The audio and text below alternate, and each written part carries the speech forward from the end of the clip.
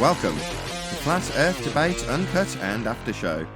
I'm your host Nathan Oakley, and if you are new to this channel, or you've not done so already, then be sure to subscribe, hit the bell notification icon and join button if you'd like to become a Nathan Oakley 1980 channel member and keep up to date with the Flat Earth Debate.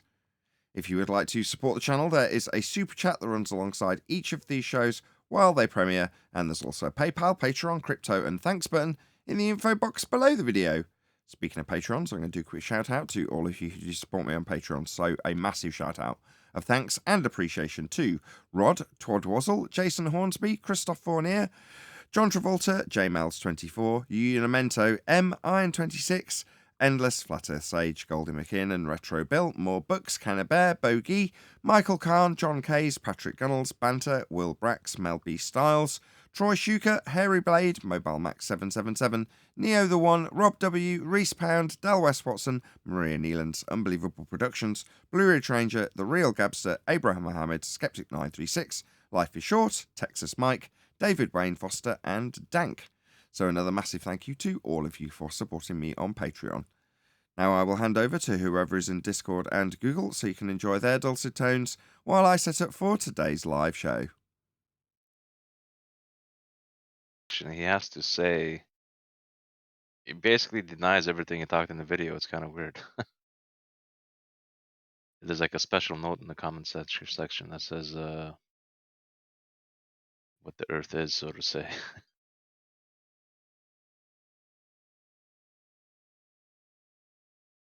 Did you want me to watch it? What did you want me to look at it? Well, you could just look at the comment section. It says, so my use of right angle triangles is a simple math model to explain the basic concepts of navigation by the stars. However, the actual math needed to perform celestial navigation involves trigonometry of a sphere, which is very advanced math.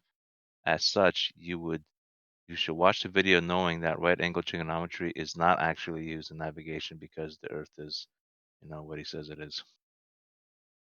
So it's kind of like, then what's the point of the video, right? If that's not the right way to do it, then why did you go through all that? Try to say it's too advanced for you. Don't even bother. But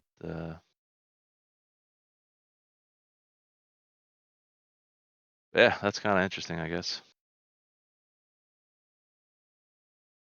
Yeah, share your cognitive pain.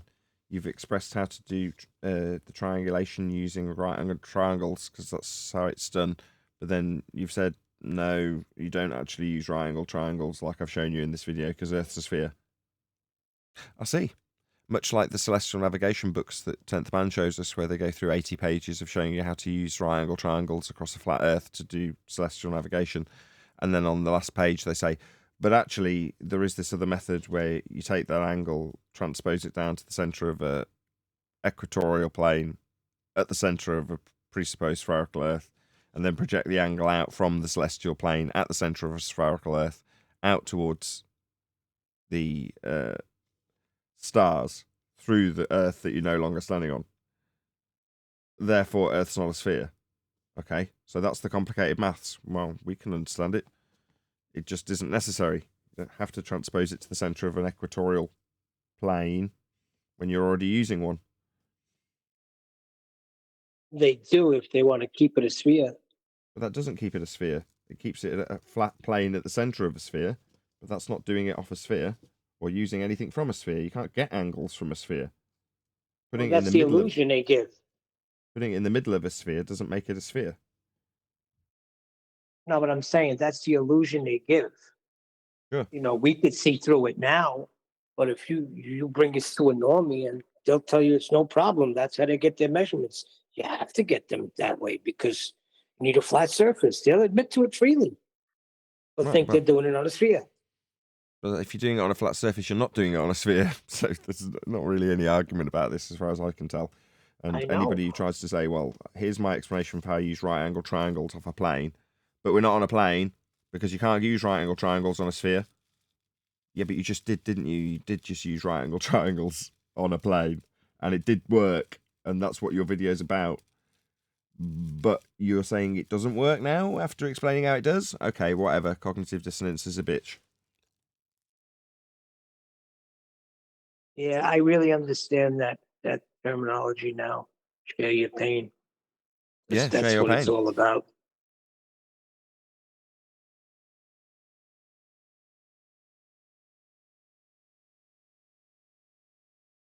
I was telling the guys the other day when you ended the show that I think the reason why I fought against it so hard the first 2 weeks or 3 weeks, whatever it was, is because my brother wasn't, you know, really well, let's say, established in the flat Earth. So I was getting fed the feast of nonsense, ice walls and things like that. But when I came here and started listening to the shows, that's when my eyes were really open.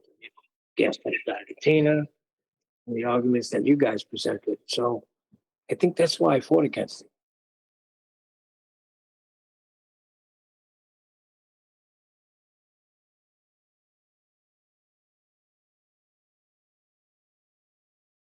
Maybe. I'm saying if it would have been, maybe if you would have came with something better, I would not have resisted. I don't know. Because I used to argue with the teachers about the water staying on a sphere when I was a kid, so it was there, you know.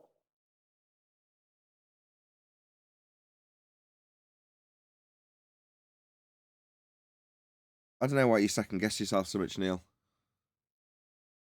No, I'm not second guessing myself. I'm trying to figure out why some people say, "Oh yeah, wow, it's flat," but yet I resisted for 2 weeks, possibly more, until I dug further in. I just wasn't happy with the answers they were giving me to prove that it's a sphere. I mean, climb up a tree and come on.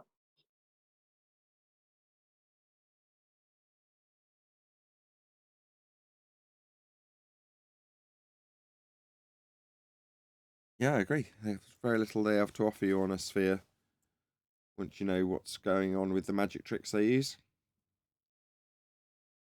And then when I heard you with the, assuming your outcome with that whole, like every claim is, what do you call it again? I'm drawing a blank. Um, What's that whole thing you did? Uh, while Like the you're proof thinking in the about thing. it, that whole, I think one of the biggest takeaways from the show is this whole begging the question from the consequent That's it. uh, fail in logic. And That's what I was trying to uh, get. What you just said. right, and I noticed that applies in so many things. It even applies like when I well, it even applies to like the Bible. Like people use that fallacious argument when they read God's word too. I noticed. So I noticed it's in everywhere. It's in so many aspects of people's lives. And thanks to the show, like now I notice it, and I'm thinking, I think like you think now. I'm like, wait a second, let's just cut the argument at the head. Why go out in the weeds with all this stuff and go round and round and round? Just find out where they're begging the question and cut them off there. And I think it's like, oh wow, it's brilliant. You see it all over the place now, right? Once your eyes are Yeah, open to it, you see it in politics. You see it in everything. because if you let them beg the question, that's it. You're going round and round and round and round, and it's futile. You got to find out if they're begging the question, and if they are, just cut it there, and then don't proceed further. Right? Oh, absolutely. Yeah, that's why I covered legal bites yesterday. I'm glad it tied in fate, that it was nicely tied in without any ham-handed segues. But yeah, it transposes across genres. Yeah. And if people aren't privy to this and they don't know it, yeah, they're getting spun around. Who was the one that said, Nathan says, I'm begging the question? Well, yes. Which guy Prof, was that? that was Prof Phil. Oh, hysterical, man. He said something like, Nathan says that to claim a globe you have to beg the question. Well, yes. Yeah, that's it. That's the one.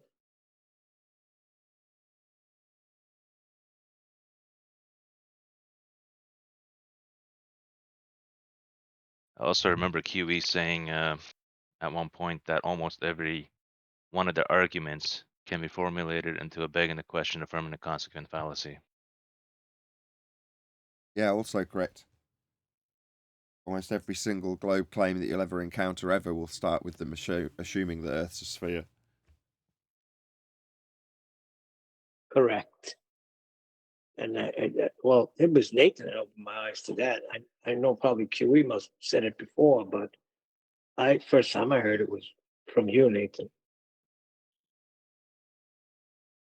It tells you in the Eratosthenes story, doesn't it? That's exactly what he did.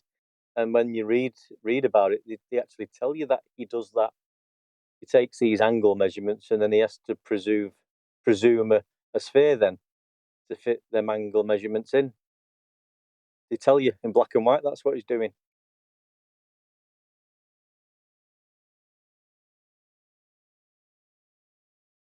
The Greeks knew, because they looked up, and they saw the moon and they saw the sun. They decided that that's what we are. So now let's make it that.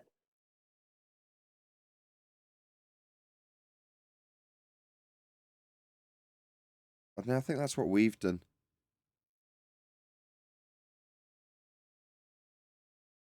How you mean? Well, I mean, we've taken what the Roman Catholic Church developed as a model for predictive purposes to figure out when Easter was, and that's been turned into a method of control. But the reification itself is us. We're not told that we have to believe that we're on a sphere. Yeah, but Nathan, when you go to school, you actually go there and you think you're learning truth. No, this is my gripe. Everything else was good. The math they taught, yeah. Spelling, yeah. And then when you go and you start learning science and they start teaching you about the solar system, you're not saying, well, this might not be true. Not going through your head as a young kid. Who runs the schools? Churches. That's Yeah, the trick. definitely the one I went to. They get you at an early age. They format you at an early age. They program you. It's like a computer, aren't we? They give you this programming from an early age, and then that's what you've got. Then you've got this program instilled within you, and it just gets, taught and discussed by everyone. Once it's there, that's it. That's what they've done from an early age. Formatted us. Yep. That's why they don't mind begging the question. Well, of course it's assumed to be a sphere. It's a sphere. That's their attitude.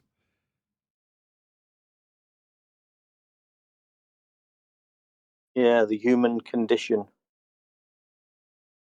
Program much like computers. if you've got a bad file system or a bad format, you've got a bad operating system, that's what you're going to output. You're going to output that to everybody else. Yeah, you are. There's a guy I watch that his attitude I want to try and emulate in a sort of attitude manner, which is the guy's channel is called Frame Chasers, and he's just a gamer. I don't want to say just a gamer, but you know, he's a gamer. But he talks about hardware, and his main line of income, as far as I can tell, is doing consultations. So he tunes up people's computers, much the same as you tune up a car, so that it'll work well for games, right? Cool. And he's got a channel similar to size to this one. Anyway, in one of his recent videos, he was explaining that when people come and argue with him, so he's tested something, he presents the numbers. A lot of his attitude towards the maths I don't agree with, but it doesn't matter, it's not relevant. But he says, people come and they'll argue with me and tell me I'm wrong, and I'll be like, look, I've just given you the numbers, that's what they are. They are what they are. But I'm not here to convince you. Yeah? I'm here to inform the people who support me what's up. That's what I'm here to do. Now, if you want me to convince you, well, then you're in the wrong place, right? If you want to, in this instance, take the product that you're arguing with me about that he says is garbage, right? His attitude is, go away, buy the product, find out for yourself. Yeah? That's your bag. Just don't have to believe me, right? I'm not here to convince you. Now, when he put it that way, in a very sales-orientated way, I'm telling you if this is a good product or not. I say it isn't. You say it is. All right, well, fine. Go and buy it then. And then you'll find out, won't you? Right? Well, I want to adapt that attitude, which is, I'm not here to convince you. I'm here to tell the people who support me what's up. Now, through discussion and research, we can disseminate that very concisely to the people who want to hear it. Now, the people who oppose it, who want to argue, the only benefit you serve to us is to disseminate that information in a more hypercritical way, or more likely in a more incoherent, noise-ridden way. But that's entertaining and educational. In other words, people like watching somebody who's got the opposing view get their argument taken to pieces. They like that. It's educational. So that's something that they can offer me. That's someone who disagrees. Now, beyond that, I don't care a crap. If you're in my comments disagreeing with me, you serve me no interest. None. Right? Why? Am I going to tell you what you want to know from the comments? No, I'm not. Right? Because you're not here supporting me. I'm going to look out for number one in that regard, like most people, but you're not supporting me. You want to be convinced of your purchase. Your purchase is the globe, and you want me to convince you of it. Not because you're asking me to convince you of it, but you want me to be wrong so that you can be right. In other words, convince yourself of the position you already hold, but have some doubt in your mind about. Therefore, it needs a reupholstery job. Well, what's that going to become in the form of? Well, proving the person who's disagreeing wrong. That'll bolster your belief. Well, I'm not here to offer that. Right? If, on the other hand, you've recognised something's up in the way that it shouldn't be, then you can pay attention. But if you want to disagree, well, fine. You can either, come on, disagree, in which case you serve a purpose to educate the audience, or get lost. you bought your sweets, you bought your globe. Good for you. Now bugger off. Go and eat your globe and choke on it, as far as I'm concerned. You know, at first I used to get annoyed because I used to be like, why doesn't Nathan have to answer that question? I know he knows the answer, but I understand now why you do it. I laugh when they're begging for the answer. You don't give it to them. You go freaking research it yourself. Maybe that was the attitude I took when somebody was like being critical of germ theory, because it was one of the members, and he was like, look, you were so dismissive of it, and your standards are, and then he gave out the scientific standards, and I'm like, no, fair enough. That's a reasonable criticism that I will listen to, especially when it's somebody who's obviously supporting the channel. They're a channel member. So you're going to get, that person's going to get their critique paid attention to. Your average Joe Normie that comes in and goes, sunsets? You're like, get lost. Well, no, I have zero interest in telling you and convincing you. Right, you've already decided Earth can't be flat because the sun sets. Good for you. On you go. Go on, bugger off. Yeah. Swallow your globe. Good, you've made your purchase. Why are you coming to me? If you already know, why are you here? You need to convince me. I'm already convinced. You're not going to do it for me either. So who are you actually doing it for? Well, you're convincing yourself, aren't you? Look, I've just shown how stupid a flat earther is. Ah! All right, good for you. On your way. Part of their pain, that they get pain relief when they do that. Some people need that sort of confirmation bias. Sometimes it is enough. That is enough pain relief. And, I proved this flat earther wrong today. I told him there were sunsets, idiot. For them, that's enough. Like the guy we were talking about, not an Apple fan guy, right? For him, how do you annoy a flat earther? Immediately going to, I'm just going to annoy these people who are wrong. No consideration given, right? For him, going with the status quo, demeaning flat earthers for being stupid, that's enough to keep him away from the subject, keep him away from the pain, and get on with his day. Hey, Nathan, he even convinced himself that he saw curvature from a plane. Now, that is delusional, and that is serious pain medication. But that's why he'll never get corrected. No one will ever say to him, no, you didn't, if they're a globe believer. You can only see the horizon on a curved Earth, Neil. Hey, Brian. That's a spin-off of Muppet Vision. So when people see Muppet Vision and have feet and inches value, look how many feet is missing from the bottom of this building. All right. Does feet account for the fact that it's got very far into the distance? The angle's very small? No, it does not. But in the representation of that maths, pictorially, you've got side view.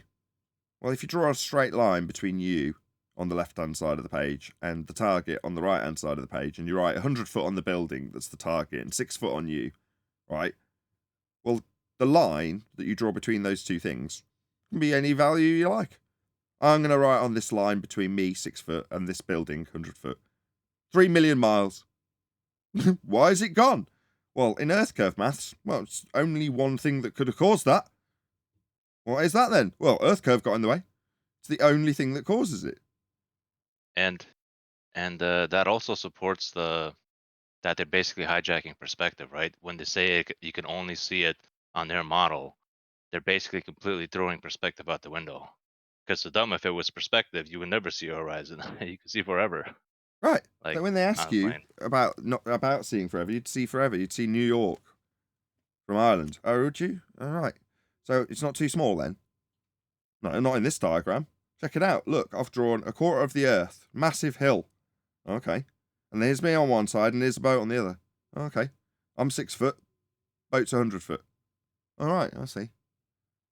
So there's 7,000 miles of Earth curve between me and that boat, is there? No, it's not to scale.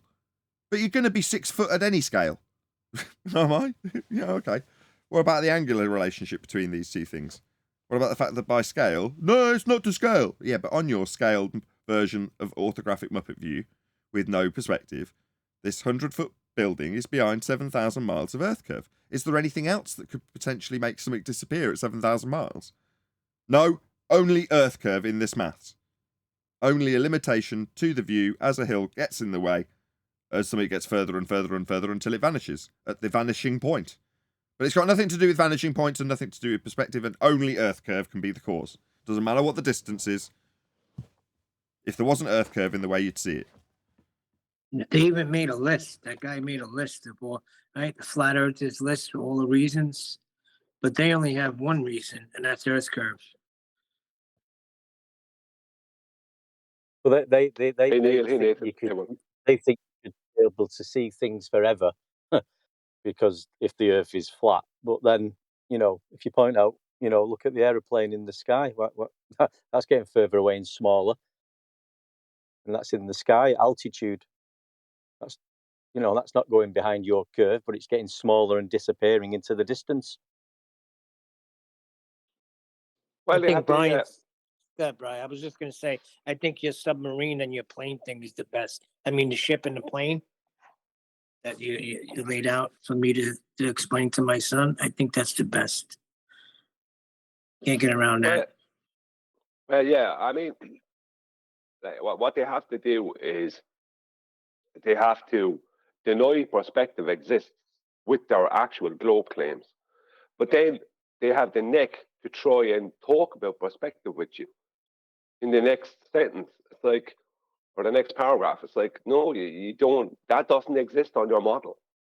You know, as Nathan said, the only reason for anything disappearing on their model is that it's being blocked by our curve. That is the maths for their model.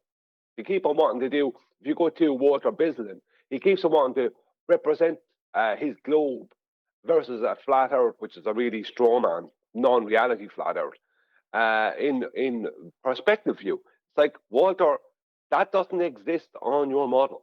Not only is the flat earth model that your straw man model you've created is completely out of whack with reality, but the globe model that you're trying to portray here in orthographic view doesn't exist because you're adding in perspective. That has nothing to do with the globe. The globe is orthographic only. That's how the math You're works. right there, Brian. So you're right there, yeah, Brian. I was giving someone an example, of Nathan's example of the, like say the 40-foot building and it's 30 feet in front of you. You can see the bottom bricks. As it gets further, quarter of a mile away, you can't see the bottom. So I was explaining this to somebody and they said, well, yeah, you can't see the bottom because it's further away. So they're admitting perspective then in 1 minute, and then the next minute it's things are blocked by earth curve. So they well, I still one day quite could a lot. say, show me. Sorry, I thought you were stopped. Sorry, it must have gone. The connection must have gone. No, It's okay. I had a call coming in, but carry on. Yeah, I just Okay. just saying all I ever have to do in that situation is ask them to present where perspective is counted for in their global mathematics. And they can't. It has to be, everything has to be outcurve. There's no such thing as inferior mirage, no such thing as angular size change. There's no such thing as tidal bores like I talked about yesterday on the show. There's no such thing as any of these. It's outcurve. And that's it. Well, that's why I give it the aeroplane it's Earth example. curve Why that they could never display, that they could never show. Nobody could ever see it, but it's Earth curve, right? Brilliant. But like you say, an aeroplane disappears in the sky as it gets further away. That's not Earth curve, is it? And they can all see that happening. Yeah, one deck, but that's not on the Earth. That's up in the air, one deck. The air don't count. Yeah, exactly. Yeah. Yeah, we've only got one horizon, and the horizon in the begging the question proof of nothing perspective hijacking Earth curve calculator is the geometric limitation below surface level. The acquisition of that claim comes from the differential between two flat planes, ground level and your eye level as you raise up. That's it.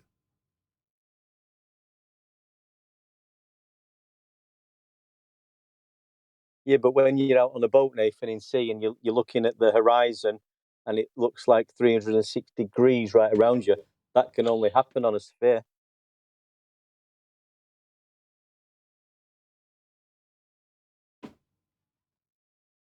I don't understand how they're still even here. I really don't.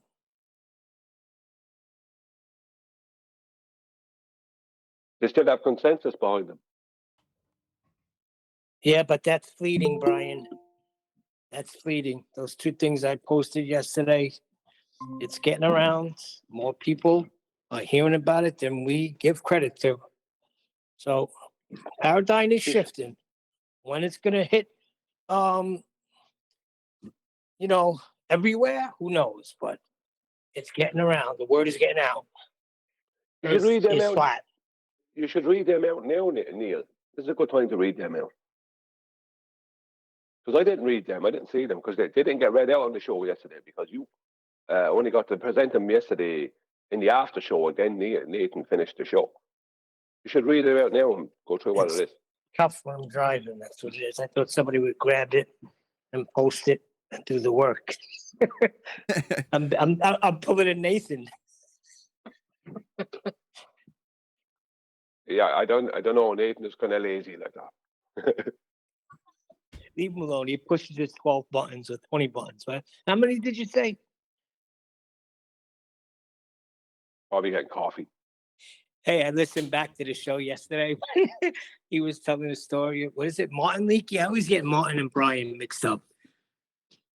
He's talks a lot of shite. Nathan pouted like a little baby.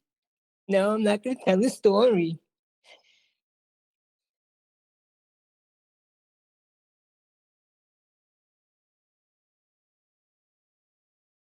Hey, I have some funny information I picked up off of Flatsides. Flatsides streams are getting a lot better.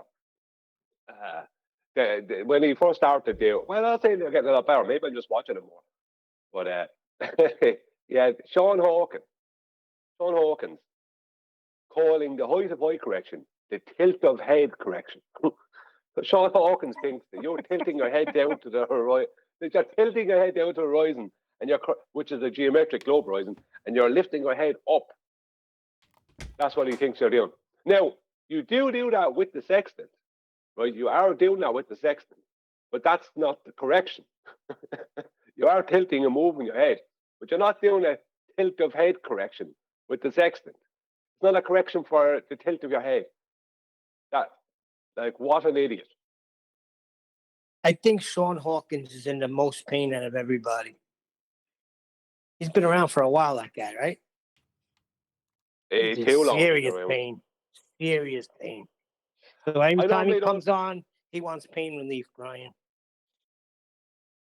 I normally don't mention too many people on their side by name. As in, I don't like to bitch about people. But he deserves it. Because he is a rotten apple, that guy. He never stops abusing people. He never stops with the coarse words. He never stops. Even Rachie, he abused the hell out of Rachie publicly about a year or so or whatever. It was like horrendous. Do you know what I mean? It was the real slow life stuff. So it's like, and he's done that to other women as well. It's just like, the guy is just foul. But he's also stupid. And he deserves what he gets because he's not learning. With Rachie, I said, what? I know that with Sean Hawkins and all. I said, why don't you come over here? Come on one day. It's a safe place here. I don't know what it is. She never comes to Flat Earth Debate. She can't. This time of day, she can't join. She can't because she's looking after kids. She can't do it. Yes. She's happy doing what she's doing. Leave her off. She wouldn't probably suit her being here. Maybe, you know what I mean? She's happier where she is, doing what she's doing. You can't make someone do it. I said it to her before, but you can't make somebody join the show. Good morning. Morning. Hey guys, you want to take a look at a TikTok? Morning. What's up, Tent? Yeah, So, I know, Brian. Brian. I don't. It's not that I wanted to join the show. I just said, just stop by one time. She's good. So I caught Brian's part. So the height of eye is tilt the head now. According to Sean Hawkins, it's the tilt of head correction. What a dope. I mean, talk about stupid. That is new levels of thick. So basically, how many feet or meters you're above the surface of the sea is now tilt of head. Yeah. How much you're tilting your eyes down to the geometric horizon of a globe to bring them back up to being horizontal. Brian, that's as bad as what's his name? M. Scott Veach with that curve line. What is this? What did he say? I heard it yesterday. QE played it, but I don't know how to, Well, it's so repeat it bad. verbatim. It's so That's bad it. because your brain cells die when you say it each time. But I mean, coming up with something like tilt of head, you'll never see the words tilt of head in any celestial navigation manual ever. So I mean, it's just Unless John Hawkins writes it. Well, Bob, the science guy's not too far away. He's a bit better though. Bob has some information. Like Bob He's got that too. I was going to say, Bob is blinded. 1 second. Bob is blinded by the globe, but Bob has got an intellect. Do you know what I mean? Hawkins is just, he's another level of, I don't know what. Well, Bob had the two-dimensional grease board behind him with a right angle coming out of the center of a circle with a radius, and he played dumb as if it wasn't there. It was the funniest thing.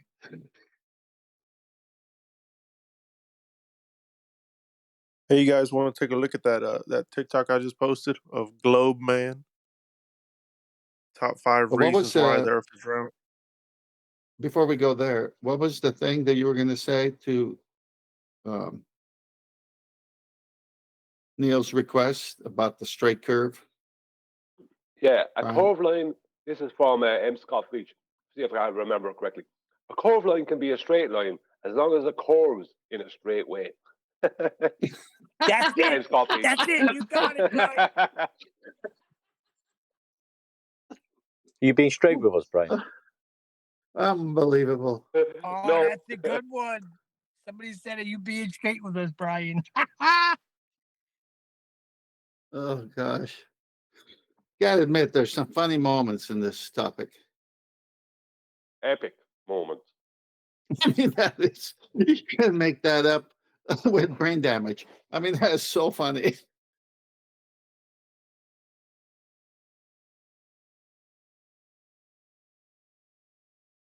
Oh, but you saw what I posted yesterday about your comment, right, Brian? I don't know. I don't know what it was I said after that. I don't remember what I said, but I saw the funny side of what you were saying.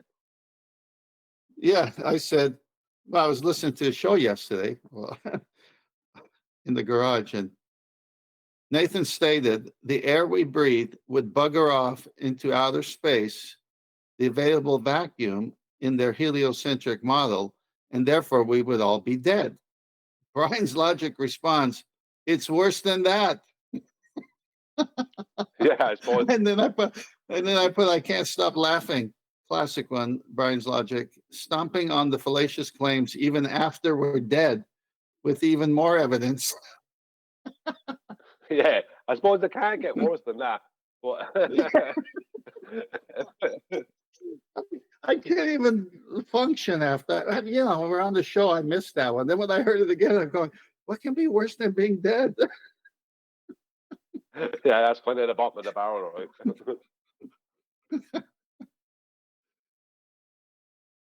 Oh, I've queued up whoever put that TikTok video up. Thanks, Righteous, for posting it. Right, Gina wanted that shared.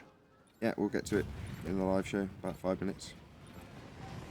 Yeah, buddy. you're going to still continue the one from yesterday or not? The Becky one? Yeah, we'll get to that one too. Yeah. All right. Just for continuity. Yeah, the TikTok one is shorter, but I definitely want to get to Becky as well.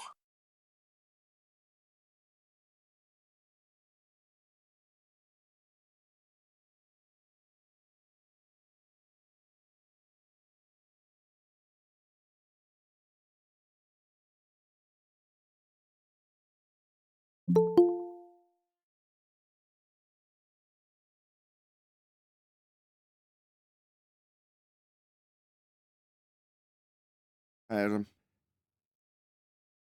Afternoon. Yeah, Adam. Hello. We in a lull. You feeling any better? A little bit, thanks, mate. Yeah. Are you Little bit. poorly? Yeah. Been COVID. Convid. Convid, yeah.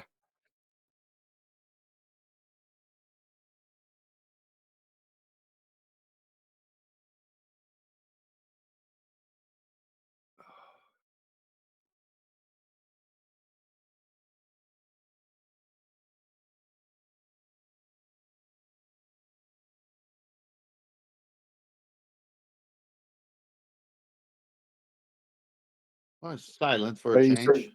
I heard you say it 10th. Don't go all at once. Yeah, it's silent for a change. I guess all the buttons have been pushed. Sound levels are right. Whilst it's quiet, Nathan, Yes. sometimes we're being asked to press 1s and 2s in chat. Are you able to use your survey button? Yeah, but I'm not efficient enough to do that.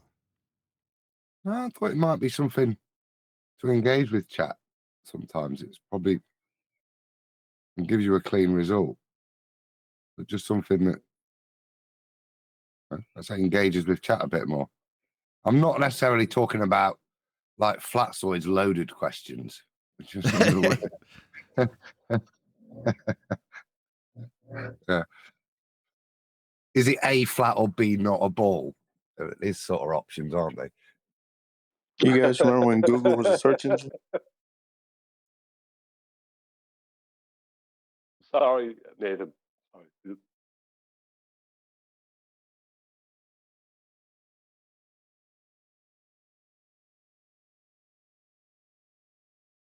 That was good, Adam.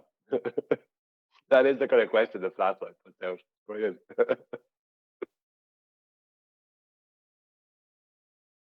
Well, I think Flatsoid's got psychology in there. He's dumbing it down so they could all understand it at a certain level. I mean, he is the patience of an absolute statue. I could not tolerate some of the people he deals with. I just couldn't give him 10 minutes.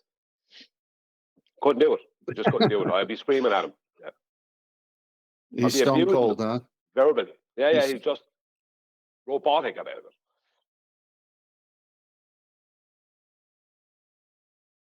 If you listen to some of the more of the low level guests he talks to, my God, the answers that these idiots give to things, and they're not just idiots. Some of them are just blatant liars, and you know that they're lying, and they know they're lying, and they're trying to play it off as if that's a genuine answer to a question. You know, this kind of stuff. It's just like I can't do that. I just can't do it. I lost all patience for that back a year and a half ago, or a year or so ago. Just can't do that anymore. But Flatside, shout out to him. He's absolute man of steel when it comes to patience.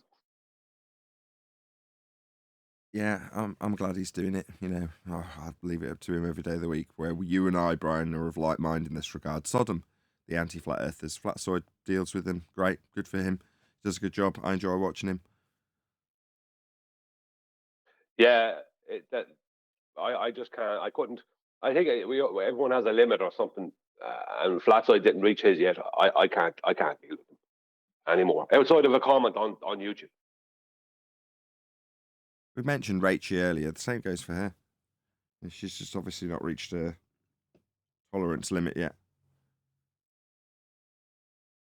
No, like several of us, we all kind of reached it around the same time. It's around the end of 21, start of 22.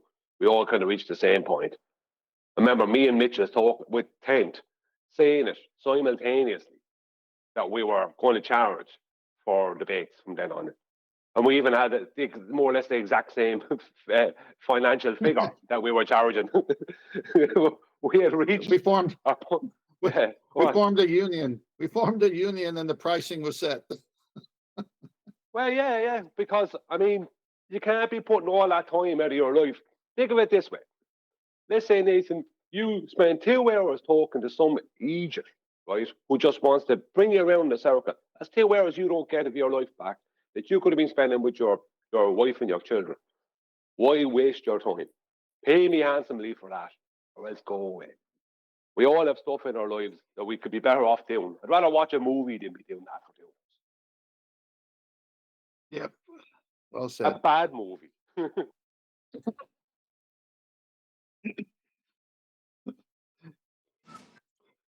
Rachel would be a good addition. Brian, it's worse than that. It's worse than a bad movie, Brian. So, Ted, let me get this straight. Somebody said something about death, and Brian said it's worse than that. Is that what Nathan I missed? Said. Yeah. Nathan said that the air would all go into outer space in their model, and we'd all be dead. And Brian goes, "No, Nathan, it's worse than that." But that's Brian's line. I know, So- but now he said the same thing. Funny. I'd rather be watching. No, he just said I'd rather be watching a bad movie. And I go, Brian, you're wrong. It's worse than that. Okay, I missed that. That's gonna be a line for our panel. Every time something like that happens, someone's gonna say, no, it's worse than that. We're gonna remember where it got coined. Yeah, I do have to say that. We're gonna have to continue chatting amongst ourselves.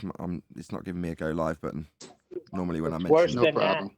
It's worse than that, Worse than Nathan. that. Can't get any worse than that. Nathan. yeah, can't get any much more worse when you've got a live show to start. It says excellent connection, and it hasn't given me the preview, and it hasn't given me the go live button yet. So I've just got to wait until it does actually catch up. Yeah, no problem.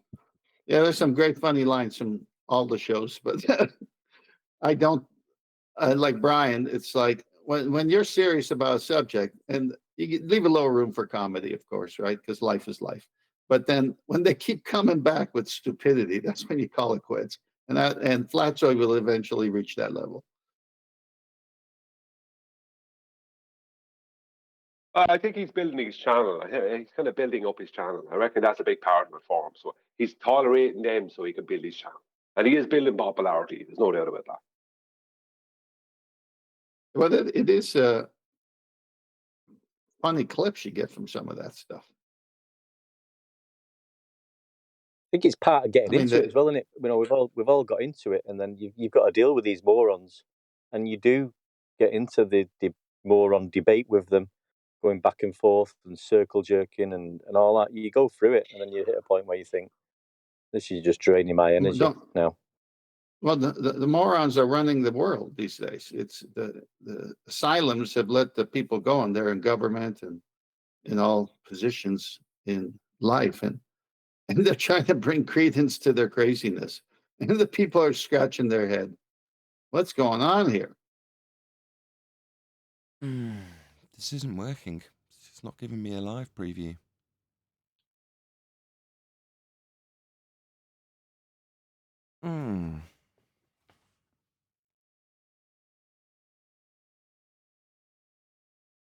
Yeah, you're going to have to talk amongst yourselves, because otherwise it's going to be dead air during the pre-show, which obviously is unaffected by the fact that this is going to go out 5 or 10 minutes late by the looks of things.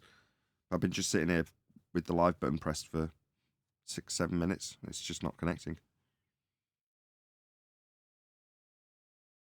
All right.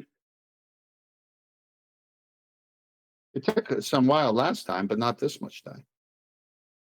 Yeah, it's been on a go slow for a few days where I've started pressing it 2 or 3 minutes early, thinking it'll take a minute to connect, and then you wait maybe a minute, and then you press go live on the actual live stream preview page.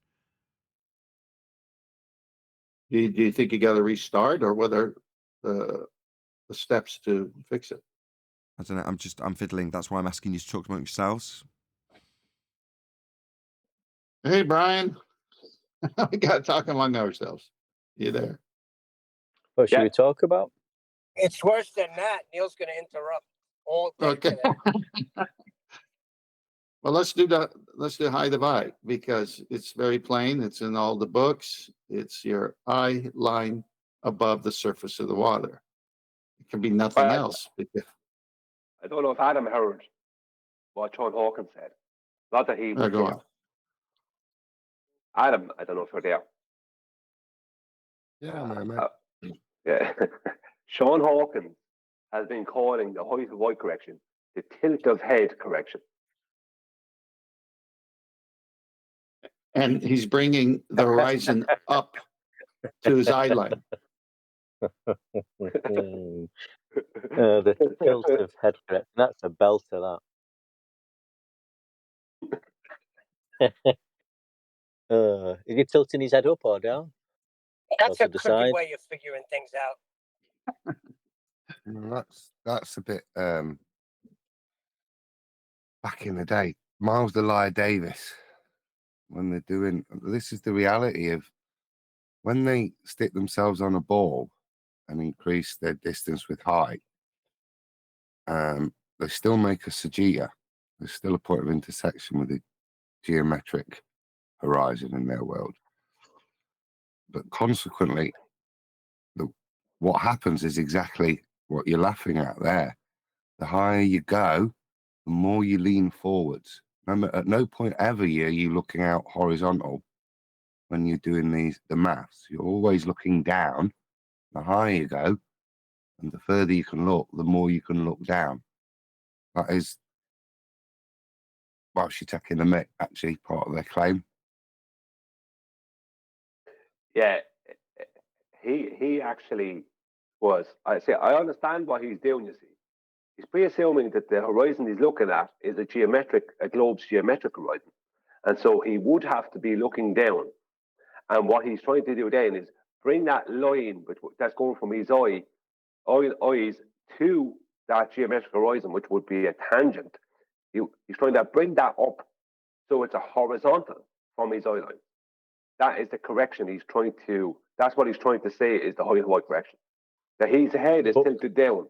Like he thinks that he's looking down through the horizon mirror at an horizon that's down below the elevation of the boat. But like I've heard Temp say, and I've read it in books, like the height of high correction, you know that before you set off in the ocean. You know, you're going to know the locations on the ship or the boat and the height above the where the sea level is going to be. So you don't have to tilt your head or anything because you know that dip correction or height of eye correction to the sea level before you even set off. The only thing you tilt is a rocking motion side to side to get the luminary through the mirrors to barely kiss the horizon, so you could establish vertical. You're using the horizon to establish perpendicular. So it's pretty simple. You need to know the zenith of the star. And it can't be off. It's got to be vertical. So it gives you the correct 90 position when you look in the books to see where on that day it's 90 degrees over where on Earth. Where's the GP of that star for that day? And so you rock left to right until you establish vertical. Brian did a video on this, and it was a very good one. And so that's the only rocking you do with the sextant. Other than that, the differential from your eye line horizontal with a bubble sextant, which again is further proof of what we're saying, because there is no dip correction once you establish horizontal.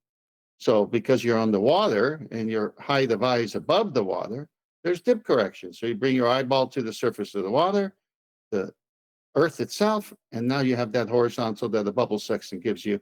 And there's no dip correction if your eyeballs are on the water because you already established horizontal. But you're not actually doing anything for that, are you, Temp? Because you know that already before you set off. You don't have to tilt anything or use the tool for that. You've already established that height. All you do is measure your stations on the boat that you're on, where you're going to do celestial navigation sightings in advance to the surface of the water while you're at port when the water's calm. That from this place it's 12 feet, from that place it's 6 feet, and then it's automatic. You're not going to do it while you're doing it when the waves are moving. No, you're not going to tilt your head. One deck is saying is is that you're not out tilting your head down and then trying to correct for how much tilt you have to bring it, how much you have to tilt your head back up for it to be horizontal. That is not what you're doing. You're not looking down through the horizon mirror at an horizon that is below the elevation of the water underneath your boat. That is a geometric point that you're bringing up to a horizontal from the right. You're not doing that. That's not the correction. You know what I mean? That's what he's saying. Because that's what Sean Hawkins is trying to say is going on. It's like, no, Sean, that is complete nonsense. Yeah. Well, the books are clear. You're bringing the luminary down to the horizon, and that's where you do the rocking. In their version, you're bringing it up. But see, the thing about it is that Yeah, you can bring the line from the eye up to, like, the line that touches the water that's going from your eye. Let's say that depression angle line. You can describe it as the vertex coming down to the water, or you can bring the line up, right? So that line is a horizontal from your eye line, but the correction amount doesn't change. The water at the horizon still has to be in a horizontal with the water underneath your boat. You can't have the water at the horizon being lower in elevation than the water underneath your boat, because then you will not have a 90. That's what Sean is thinking is happening. And that's the problem. No. Sean thinks that she doesn't understand that to have a 90, he doesn't understand the requirement. He doesn't understand what 90 degrees is. That's what it seems to be. He doesn't understand that. That's you're right. cut to the chase. Don't mention Well, 90, it's worse mate. than Bloody that, hell. Brian. I got to jump in there. It's worse than that, Brian. It's worse than 90, when, Brian. when there is no dip correction with an already established horizontal based on a spirit level, that's ball game over, because on the ship at sea you're not using a spirit level, but you got to get the same readings as if you were. So at sea you're using the actual Earth's horizon, and high divide must happen in order to establish a 90, as Brian said. So it's the ball game is so far over, it's ridiculous. Yeah, you're using the actual sea level, the mean sea level at 0 degrees, and like you say, that GP distance between the GP of the sun at 0 degrees sea level and yourself can be thousands of miles of a radius. Yep. And a radius isn't a curve. Well, what was that saying? What was that straight circle thing that the other baller said, Brian? So hard to remember. A curved line can be a straight line as long as the curve is in a straight way. Thanks, coffee. Hey guys, why aren't we live yet? Well, it says we They're are. just According to my preview, we've been live for 36 seconds. But Oh, okay. No, but a straight line can be curved if you tilt your head in the right way. Oh, gosh. Well, it's all below surface level anyway, according to refracted curvature. So we're bringing another problem. It's worse than that. How do you uncurve a straight line?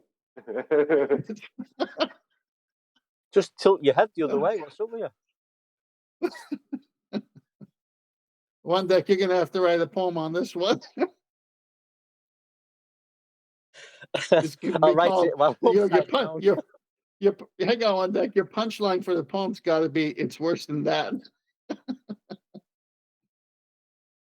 That's what I'll call it. It's worse than that. Oh, it's worse than that. Rat-a-tat-tat. Okay. It's worse I can't than wait that. to hear it. Oh no, one deck. If you do that poem, you got to write it. The line should always say, but Brian would say it's worse than that. After every one you do, you got to get to work on that. That'll be classic. You have to start with, no, it's worse than that. Well, I was thinking, I can't think of the name of what I'm saying, but if we'll start it off and let's just put a sentence or a paragraph in each and see how the poem ends up. I think that'd be good. Then we're all involved in it. All right, And so Brian would say it's worse than that. So Brian, say that the reference about a straight line curved in a straight way. Say that in full. Okay, it's coffee. A curved line can be a straight line as long as it curves in a straight way. It's worse than that. It can't be worse than that. If you tilt imagine your getting head. all the quotes of ballers and doing this with it. A shoe is a natural phenomenon. No, it's worse than that. No, it's worse than that. This time is the hole in the donut. No, it's worse than that. The second law of thermodynamics doesn't apply to the Earth. No, It's worse than that.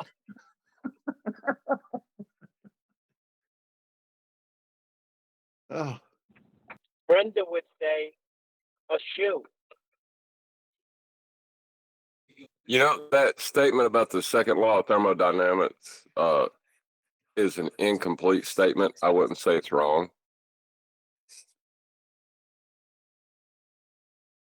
you could go on. It's worse than Well, that. the second law of thermodynamics does not apply to Earth in the heliocentric model. I got you. So you want to give a context to the asylum it came from. Just to let you Right, know the right. state of play. So YouTube's connected. It says we're live. It's got a little end stream button and it's just showing black with no preview. On my iPad, where I've got the live stream queued up, it's just saying waiting for Nathan Oakley 1980. Now I'm reluctant to end the stream because at some point it may just connect. So I'm going to wait until the preview on YouTube actually connects and then, you know, hopefully we'll have a show. If not, YouTube's broken because I've changed my stream key. Nothing seems to be functionally different to how it was yesterday. You know, it's just connected and then said excellent connection, but given me no preview. Now it's saying we're live with no preview. So I've managed to get it to say it's live, but it's not functionally working as far as I can tell. There's nothing coming out at the end for the people watching. So I'll keep an eye on it if you guys want to keep chatting. It may be that we have to abandon today's live show because it doesn't seem to be working. But I'll keep trying. I'll keep trying. Just, like I say, try Nathan, I'm on your YouTube channel on my phone. And it says waiting for Nathan Oakley. You want me to put in chat that you're having technical difficulty or something like that? Yeah, if you want to tell him that it says we're live, we're just not. Okay. Then fine. Oh, you got it.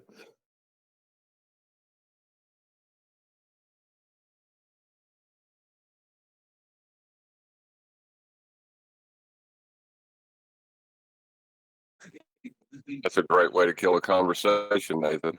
Thank My you. bad. I did realise after I said it's worse sorry. than It's that. worse than that. You may not have a live show. No, it's worse than that. Well, there's always my show on D Live. There you go. My show was great today, right? That's When why I I was came in, late. hey Arlen, when I came in, I couldn't chat. I couldn't get in because they were asking me for stuff I don't know. I don't know my email account or anything. So anyway, but I heard you were attacking Nathan. What happened? Nathan's not being sympathetic enough for you? Yeah, I was Sympathetic. I was kind of like Arwen got kicked off. Oh. Yeah, I didn't feel very happy about that. I'm sorry, Arlen, man. That's terrible. If anybody's doing the bullying, it's them. I would stand by you with that's that. You don't why. seem like a bullying type. Let's not talk about it during this show. I mean, I got it off What my show? chest during mine. I think I had a great conversation.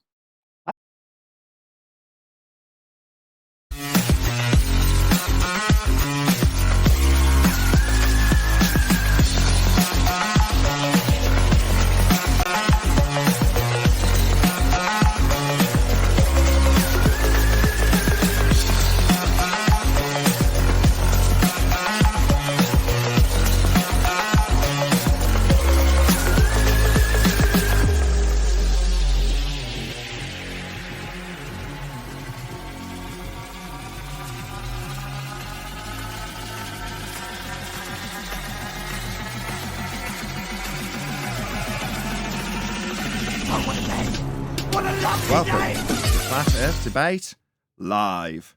I'm your host, Nathan Oakley, and if you are new to this channel, or you've not done so already, then be sure to subscribe, hit the bell notification icon, and join button if you'd like to become a Nathan Oakley 1980 channel member and keep up to date with the Flat Earth Debate. If you would like to support the channel, there is a super chat that runs alongside each of these shows while they are live, and there's also a PayPal, Patreon, crypto, and thanks button in the info box below the video. Most importantly, if you'd like to join the discussion, simply mute the page you are currently watching, then click the link in the info box below this video to join the panel and express your views on the nature of Earth. If you do join, please don't swear. If you do, you'll be ejected, and if you are, please don't try to rejoin the stream using sock accounts. You'll be warmly welcome back on the next stream. Please also share the show on social media. Sharing the show obviously increases the live audience, but this in turn increases the chances of a more diverse panel, so please share the show on Facebook and Twitter. Now, we are joined by Neil, Refracted Curvature, Brian, 10th Man, Arwin, and a whole bunch of people in Discord, so welcome one and all. Hello. Hey, good morning. Hello. Good afternoon. Thought there was going to be no show today, but glad that there still is. Well, you know, mate. yeah, technical issues. I couldn't get it to go live with a preview. It normally connects to my OBS box, says it's got a preview, and then you press live on the computer. That didn't work. So I changed the stream key. That didn't work. And then I changed the stream key and changed it to auto start. So when I start it in my OBS box, it automatically clicks on YouTube, which it did. Said we were live for about 7-8 minutes with nothing happening with a blank screen. And I just kept the preview up on the iPad, and then as soon as I saw it, I was like, great, it started. So I just went back in, put on the normal intro splash screen, started the intro, and bosh, here we are. Happy days. Thank you very much indeed also to the super chatters, who are also just as delighted as me, I assume. Shout out to Sensual Goat, who says, for successful super chats, type in bold. Is that so? Well, fair enough. Thank you very much indeed. And also Uncool Ben. Shout out to Sensual Goat for being awesome. Thank you very much, both of you, for the super chats. Really appreciate the support. As we haven't had it for a little while, any evidence of physical Earth curve edge horizons, formerly known as Earth curve, I should say? Physical Earth curve? That's not fair. It's worse than that.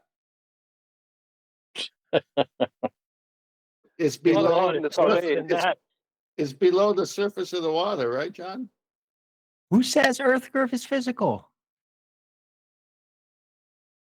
They do. The Earth curve No, we don't. We never No, they claimed do. Earth curve was physical.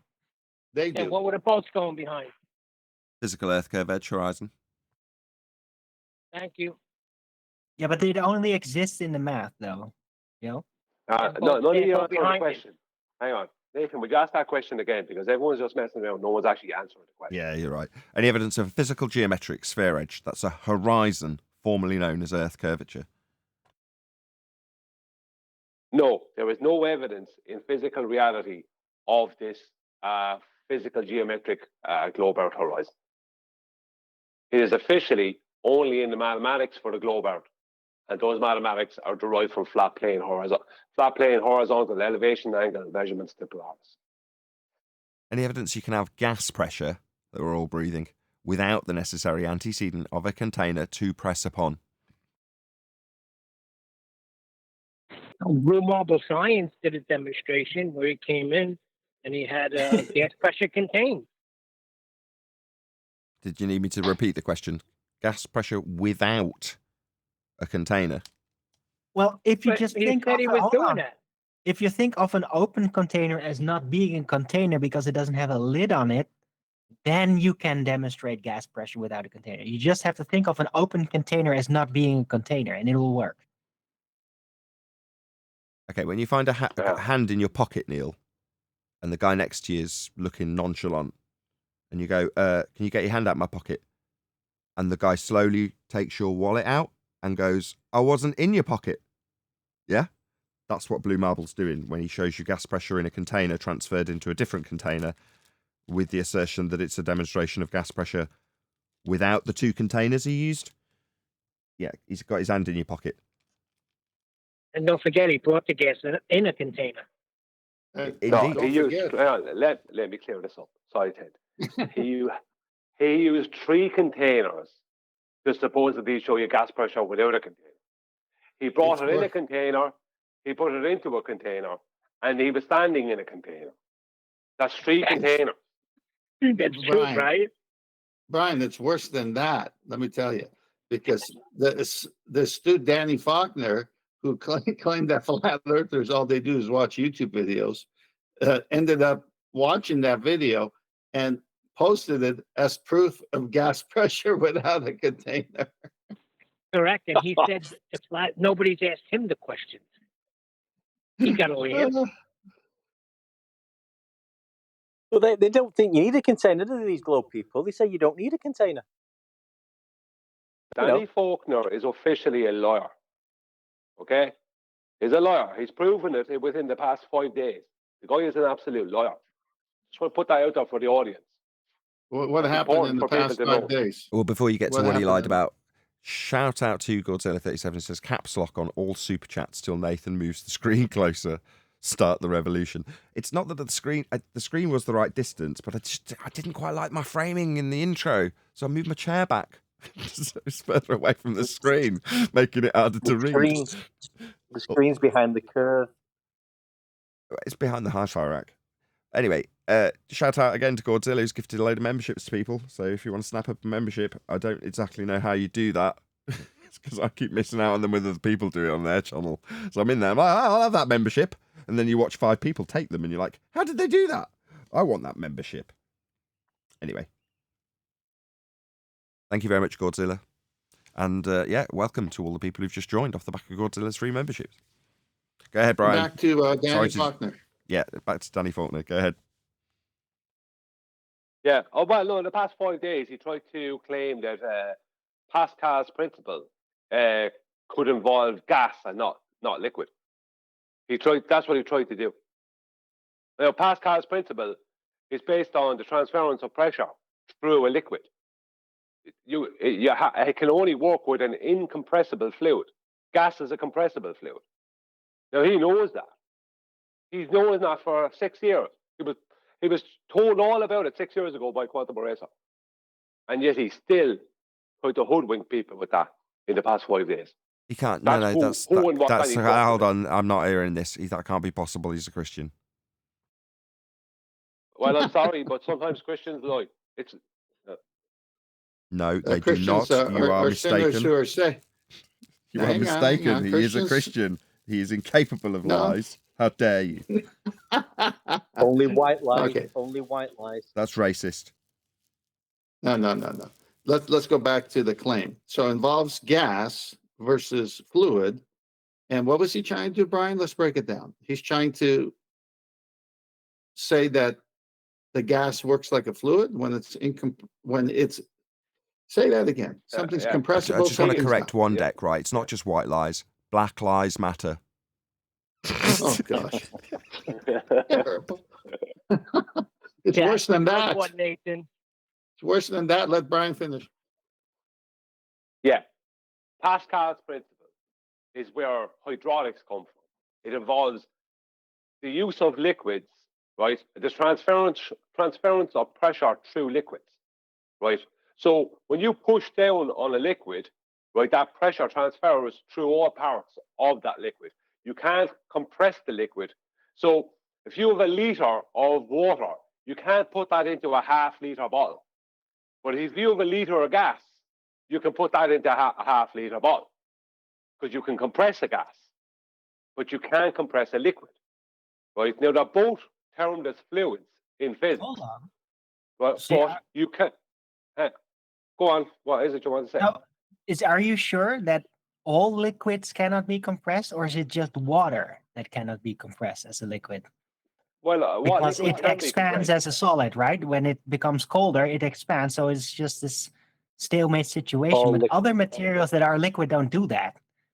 It they doesn't do matter. get Liquids smaller. can't be compressed. Talk about a non sequitur. can't put His point is, regardless of how the liquid behaves, the gas is made up primarily of gaps.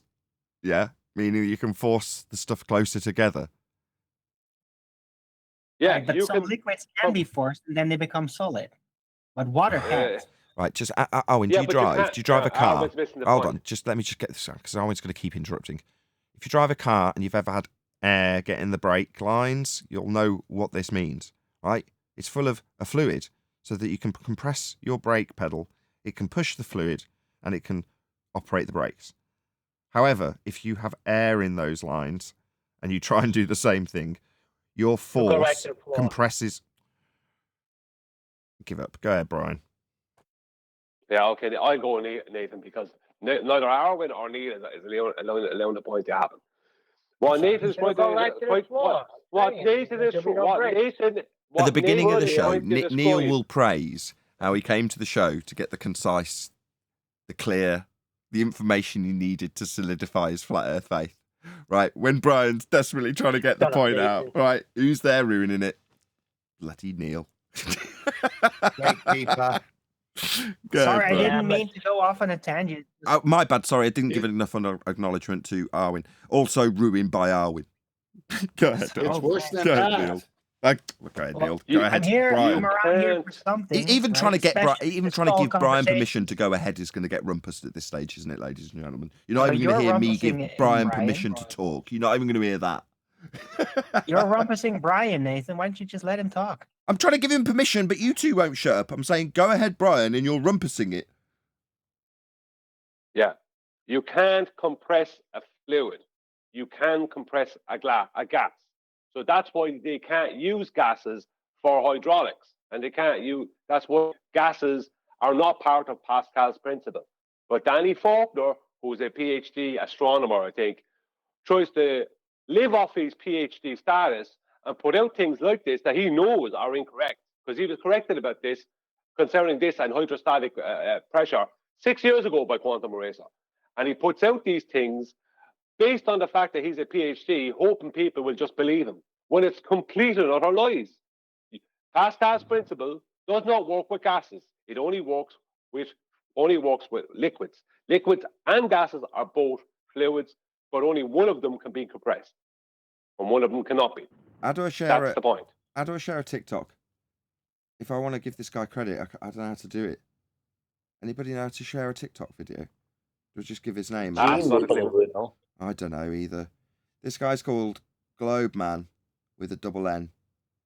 All one word. Can't you just share the link? I don't know how to do that. What, in a browser? I suppose I could share the browser link. Yeah. Where's duh. Gene when you need him? Okay, well, And smart. Brian, he lied after that, Brian. Okay, I'll He put the said browser we would link have in. the same problem. Oh, my bad. Sorry, Neil. You go ahead. Important stuff to talk about. Go ahead. I was saying he lied after that as well, claiming that we have the same problem on flat Earth. So he's a certified liar. And I didn't hear you cut out last time, Nathan. That's why I said you'll have no breaks, so I apologize.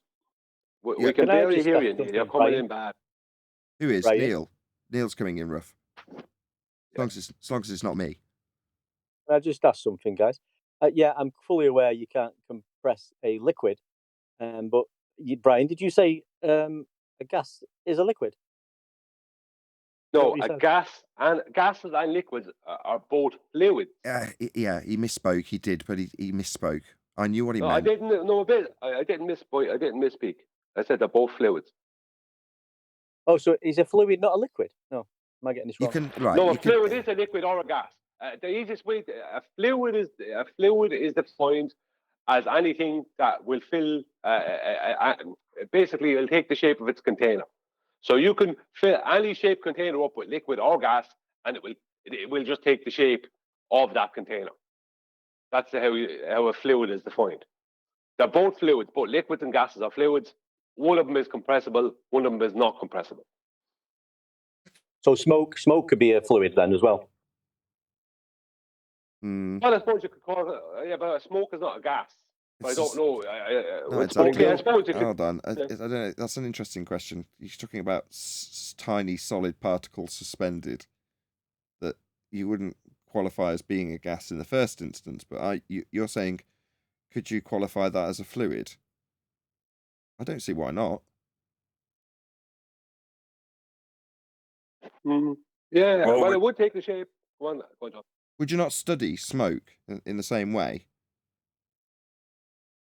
The behaviour there. I was just going to get Pascal's. Go on, John. Pascal's law states that when there's an increase in pressure at any point in a confined fluid, there's an equal increase to every other point in the container. How does that prove you can have gas pressure without a container? It doesn't. No, actually, Danny Faulkner, that's one of the things I pointed out to Danny Faulkner, that what he's claiming requires solid containment. for all sides, top and bottom. So what he was actually, where he put the comment was underneath last week's Ball Busters, and it was in relation to my presentation on how objects weigh more in a vacuum, so a force of gravity cannot exist, right? And that was what it was about. He was trying to say that if you use Pascal's principle or Pascal's law with gases, then you can kind of make that work. And I pointed out to him, no, you can't. It's not usable. That principle is not usable with gases, and it requires a container. So I don't know. Okay, should we move on from Danny Faulkner and move on to this TikTok video that Gene shared? So I've just shared the link. It's just whizzed by in the live stream chat. And as I would hope would be the case if he was to respond to this response, or if he was to respond to any of the critiques that we have, I would hope he'd put a link to us, in other words, me, Nathan Oakley 1980 channel. So go and check him out. If you know how to do it on TikTok, leave him a comment. Let him know Nathan Oakley 1980 YouTube channel sent me, because we responded. And hopefully, even though we're going in blind, we'll get an idea of what this dude thinks in regards to debunking flat Earth. Not a possibility, but we'll see how he gets on. I'm going to give you my top 5 reasons that I know for a fact that the Earth is a globe. And to keep it simple, we're going to go ahead and start with sunsets. Now, obviously, on a curved surface of the Earth, you can only see so far on the ground because, well... Okay, so... Okay. No, here you go, Brian. Yeah, sunsets, even within the globe model, officially, there is no such thing as excuse me, there's no such thing as a physical sun going down behind the physical horizon. The horizon in the globe model is officially a refracted position, so it's not physical. Sorry, and the sun, what you see at the horizon in the morning and in the evening, is known as the sun mirage. It's not actually the sun. It's a mirage of the sun. So that is not physical. So what they're calling a physical sun going down behind the physical horizon is not even part of their own globe claim, because they don't know their own globe claim, because they don't ever research anything, because they're boneheads. There's no such thing. What a sunset actually is the meeting of two optical phenomena, and that's official within the globe heliocentric model. Yeah, one deck. I was just saying, plus, you know, talking about these sunsets on the horizon, that's the horizon at sea level is at 0 degrees. You know, that sun will not be at 0 degrees. At that, it won't be touching the sea level in physical reality. Okay, let's just go to his diagram. So in his diagram, what he's got is the side view of the horizon marked as a single point. So for the audience's benefit, you can see where I'm pointing on the screen. He's almost pointing at the same point. Okay, when do we get this view? When do we see us over here on the left, a physical geometric sphere edge labelled horizon, and the target on the right? When do we ever get this view so that we can ascribe feet and inches or meters to targets on the right-hand side of the page that won't change with distance? Now, by scale, if you look at this depiction of an Earth curve in a Muppet Vision seeing the side of your own head view, we've got about, I'm going to call it 5,000 miles of Earth represented here, because you've got a visible curvature to it in this diagram. Now, why would it be that if you've got let's say, a sheep or a cow, you know, you've got a cow that's right next to you that you're holding, that's a toy cow, and out the window, let's call it 500 feet away, you got quite a small cow that's about the same size as the cow you're holding. Okay, now let's say that cow is, as per this scale, about 4,000 miles away. Could there be any other reason why that cow, that's about the same size, relatively speaking, as the one you're holding that's a toy, could have disappeared at 5,000 miles? Could there be any other reason? Could it have got too small to see? Well, no, not in Earth curve maths.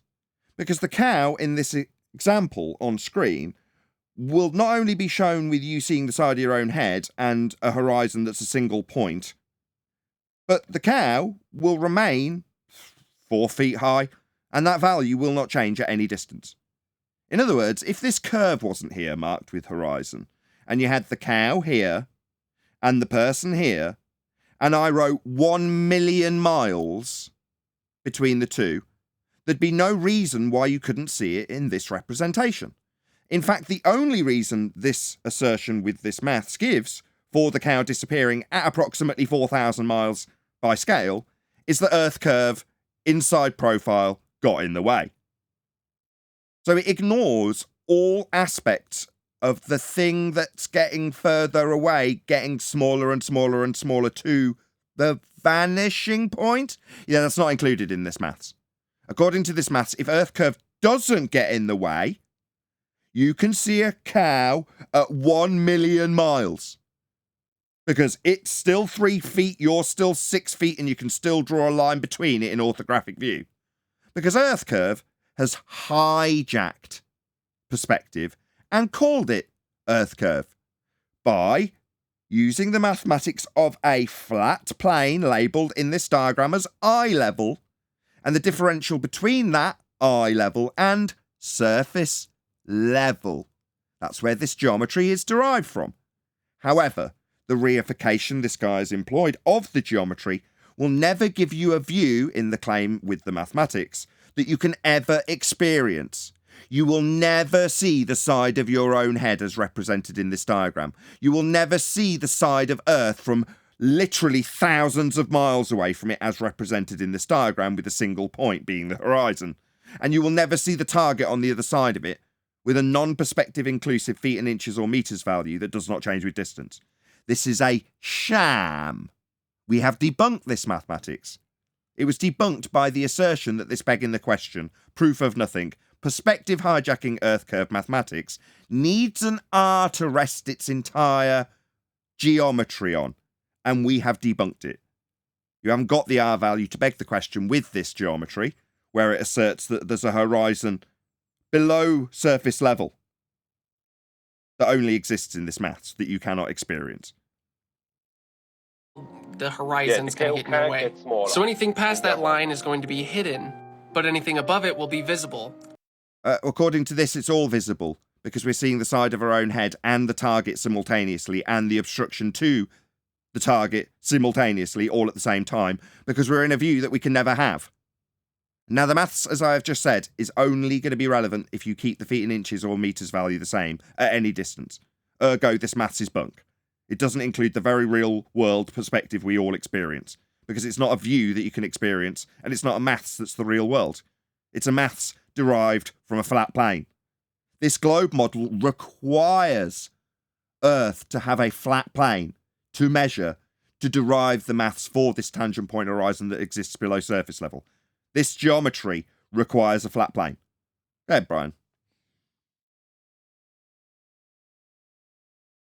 Thanks, Nathan. No, I'm just saying that concerning the cow there, example, that cow at distance can't get smaller on the globe model. It can only be the same size at all times. It can, but only be blocked by our curve. There's no way for it within the mathematics for the globe for it to get smaller with distance. No, he's correct. You can't. Any item in the globe maths never changes its angular size or its perspective with distance or anything with scale in the maths. It doesn't happen. In other words, a 3 or 4 foot cow is a 4 foot cow at 1 meter, 100 meters, 1,000 meters, 1 million meters, 100 million meters. On the page, it doesn't matter what the line in orthographic view has written on it. It doesn't matter if it's 1 million miles. The cow can still have a straight line between you and it on a flat plane in orthographic view. Why? Well, because it doesn't include perspective. It's a 3 or 4 foot cow. That doesn't ever change, right? The actual size never changes. We don't view things in actual size, right? This cow is small. That cow is far away. Are they both the same relative size to your view? Yeah, they are. Are they the same size in reality? No, very different. What happens if you move the toy cow far away? It disappears quicker because it's small. Yeah, that's perspective not included in Earth curve maths. hijacking the perspective we see in reality, calling it Earth curve. Pull the That other makes a one. lot of sense as to why they were telling us years ago that perspective is not a thing. They made fun of us, told us, "Oh, perspective, is that what you're talking about?" Yeah, that's what they told us because they were ignoring it completely. Shout out to Taylor Vision, who says, "Support what you love or it goes away." I appreciate the sentiment. Thank you very much indeed. Well, isn't the Earth curve calculator just a misinterpretation of the mathematics to call it the Earth curve calculator? Because it's giving you, at whatever height you are, the vanishing point based on the Rayleigh criterion and that angular differential between eye level and sea level. I don't call it the perspective hijacking Earth curve calculator for nothing. Yes, you are absolutely correct. They have perspective and they have calculated how it functions, utilized it to their advantage to level their tools at sea, and then they've taken that concept and bastardized it in to a geometric tangent point below surface level. It still required the flat Earth to measure in the first place to develop this model. It still required an understanding of how the diffraction limit, aka Rayleigh criterion as detailed by John, works on a flat plane with angles that are straight lines. It required all of that before you could develop your bastardization of a perspective reality that isn't inside view. It's funny you mentioned that. Sorry, man. Go ahead, brother. Yeah, you go chocolate. You go chocolate. I'll go after. No, I'm thinking about, years ago when we started this and all the Globers that would come in and tell us all these ridiculous things. I remember even one of them, I think it was PMARS, I'm not sure, but one of them told us that perspective only exists in art, in drawings. Like that's the extent that they went to try to discount perspective altogether. It only exists in drawings. Are you kidding me? So I look out through my eyes and there's no perspective ever? Nah. Okay. Have fun with that. Sounds like the globe. Well, the best actual question for them was if they, because I have had this out with a lot of them because I've made videos involving perspective not being part of their model, etc. Is the best question to ask them is this: what Nathan was just talking about there a few minutes ago is their radius comes from flat Earth elevation angles to Polaris, which is where we get a latitude and longitude grid from, right? It's a flat grid, right? That's where we get all that from because it requires horizontal elevation angle measurements. So I asked them the question. There's the only question you need to ask them, because that's where within their model, that is their globe. When you're moving backwards down from the GP point of Polaris down to the equator, down along a longitude line, they have to claim that the reason the Polaris is disappearing is because our curve is causing it to disappear. So technically, it's only disappearing because of you going further down over our curve. So how much, if they want to claim at any point, which they do, try to do, that perspective is also part of their model, ask them how much perspective is added in for the observations to Polaris. And all Well, you if we get just is extend silence. these lines all the way out to the sun, the same thing still applies. If the sun is in this visible range, well, What, visible when you're looking at the side of your own head, the side of Earth curve, and the side view of the sun? When do we get that view? Never. we'll see it. It's visible. Well, visible in your maths, you'd see it in this diagram, right? You'd see all of the sun. But what, you've got to then reinterpret it as though you're looking at it through your own eyeballs when the side of your own head is in the diagram on the left-hand side? You never get this view, mate. Yeah, you think this is reality, you're dumb. You never get to see the side of your own head, Dumbo. If it goes below that line, well, it's hidden. And as the Earth rotates, of course it's going to go from visible to hidden. No duh. All right, well, we debunked the physical geometric sphere edge horizon to block the sun back in 2020. If the Earth was a sphere with a radius of 3959, then every distance to horizon measurement could be no more than 1.2 times the square root of the observer's height in feet. That's the mathematics he just laid out for you, the ladies and gentlemen that watch this video, on his TikTok channel or here today. Now, the distance to the horizon in the Black Swan is beyond the geometric limitations of an Earth sphere radius 3959. Therefore, the horizon is not Earth curve and the Earth is not a sphere. We debunk this Earth curve edge.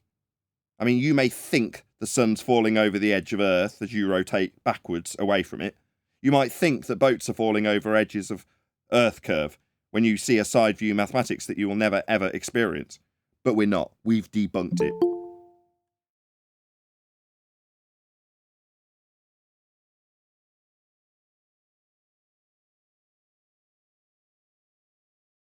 Now, the way most flat earthers will explain it is going to be perspective. They say as the sun gets further away, this angle becomes larger or smaller, depending.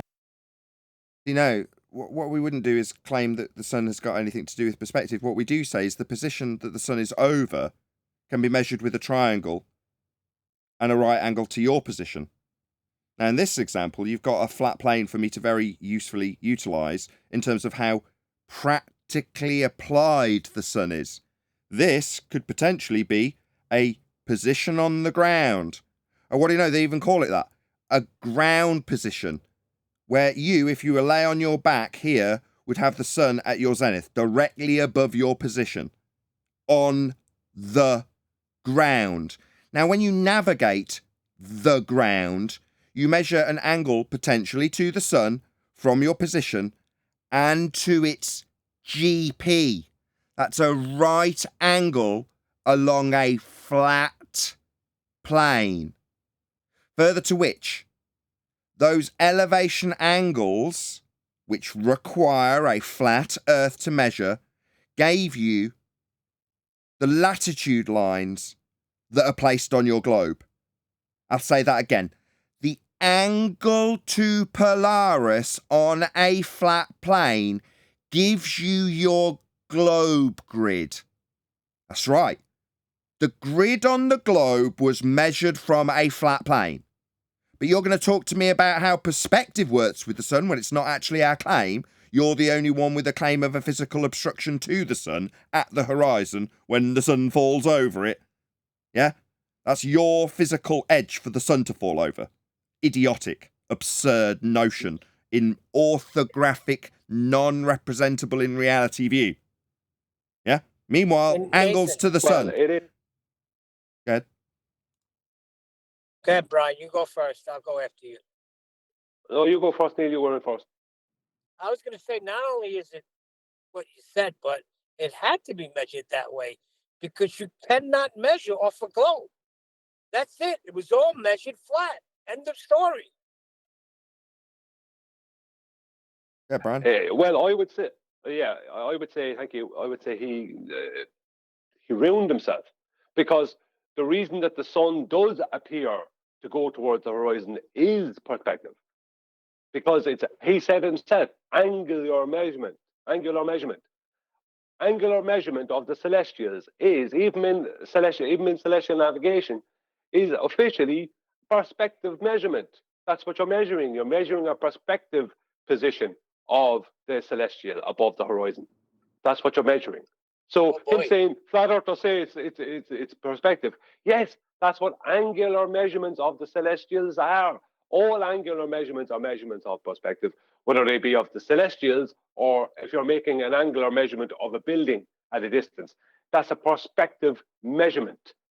Yes, it is perspective. Just you don't like that because that's not part of your stupid model. Meanwhile, Brian, we'll challenge the guy. Oh, right, so you say it's because of Earth curve. Getting in the way of the sun, that's fascinating. We say that we take angular measurements to the celestial items, including the sun, so that we can not die at sea. So I will give you a practical example of a flat Earth measurement to the sun so that you do not die if you are lost. Now, I want you to give me a practical example where the sun going behind an Earth curve edge and falling over it is put to practical application in life. Give me one example. What's that? There isn't any. So your meaningless assertion that there's an Earth curve edge for the sun to fall over has absolutely no practical application in the real world whatsoever. But my flat Earth angle to the sun with a right angle at the GP, that's the right angle below the sun to your position when you measure its angle. That is a prerequisite flat Earth needed to save people's lives.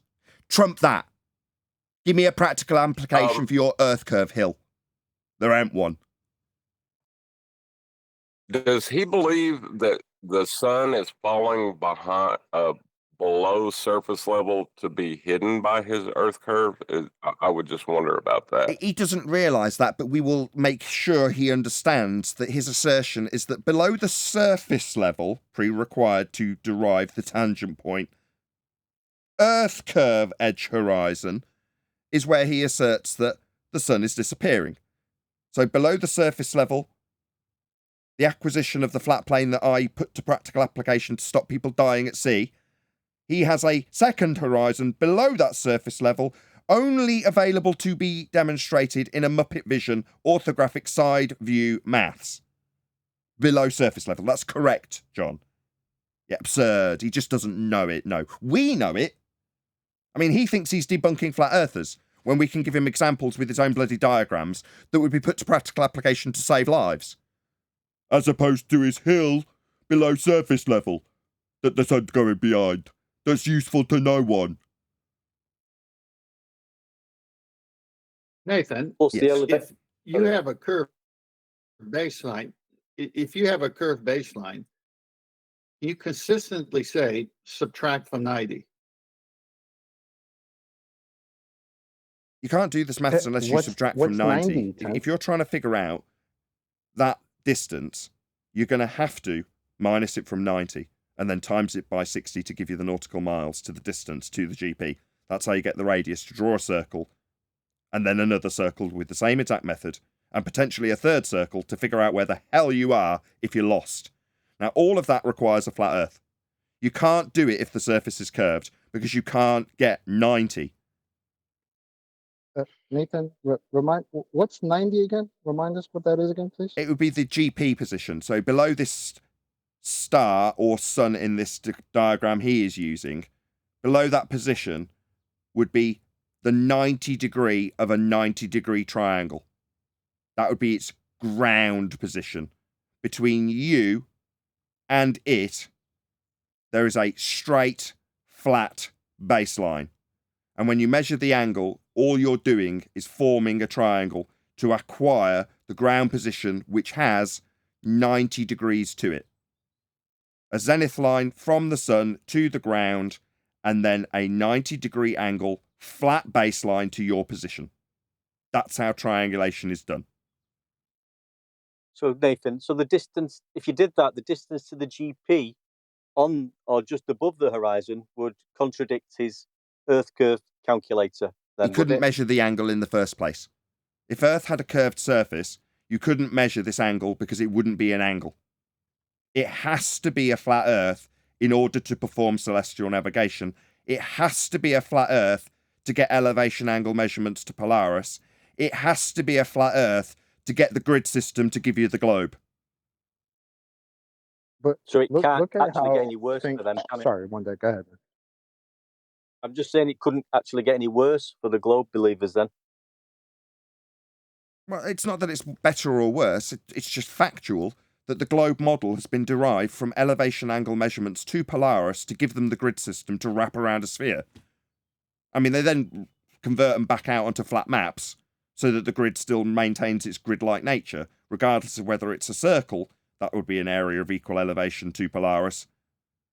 Well, it doesn't make any difference if you roll it out flat and then draw it on a flat, square grid system. It just means that when you travel in a straight line, you'll draw a curve on your grid.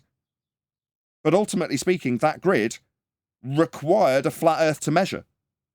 And that grid is what gives you your globe. And this right angle, if this was Polaris, was what was measured to give you that grid system.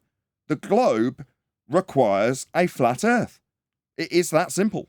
100 people watching as I make that declaration. Fantastic. Please share the show. So the globe is flat and it was measured like that? Yeah. Depending on how you want to look at it. But the problem is, if the sun always stays physically above you, this would never reach zero. In other words, the sun would never set on a flat Earth. Really?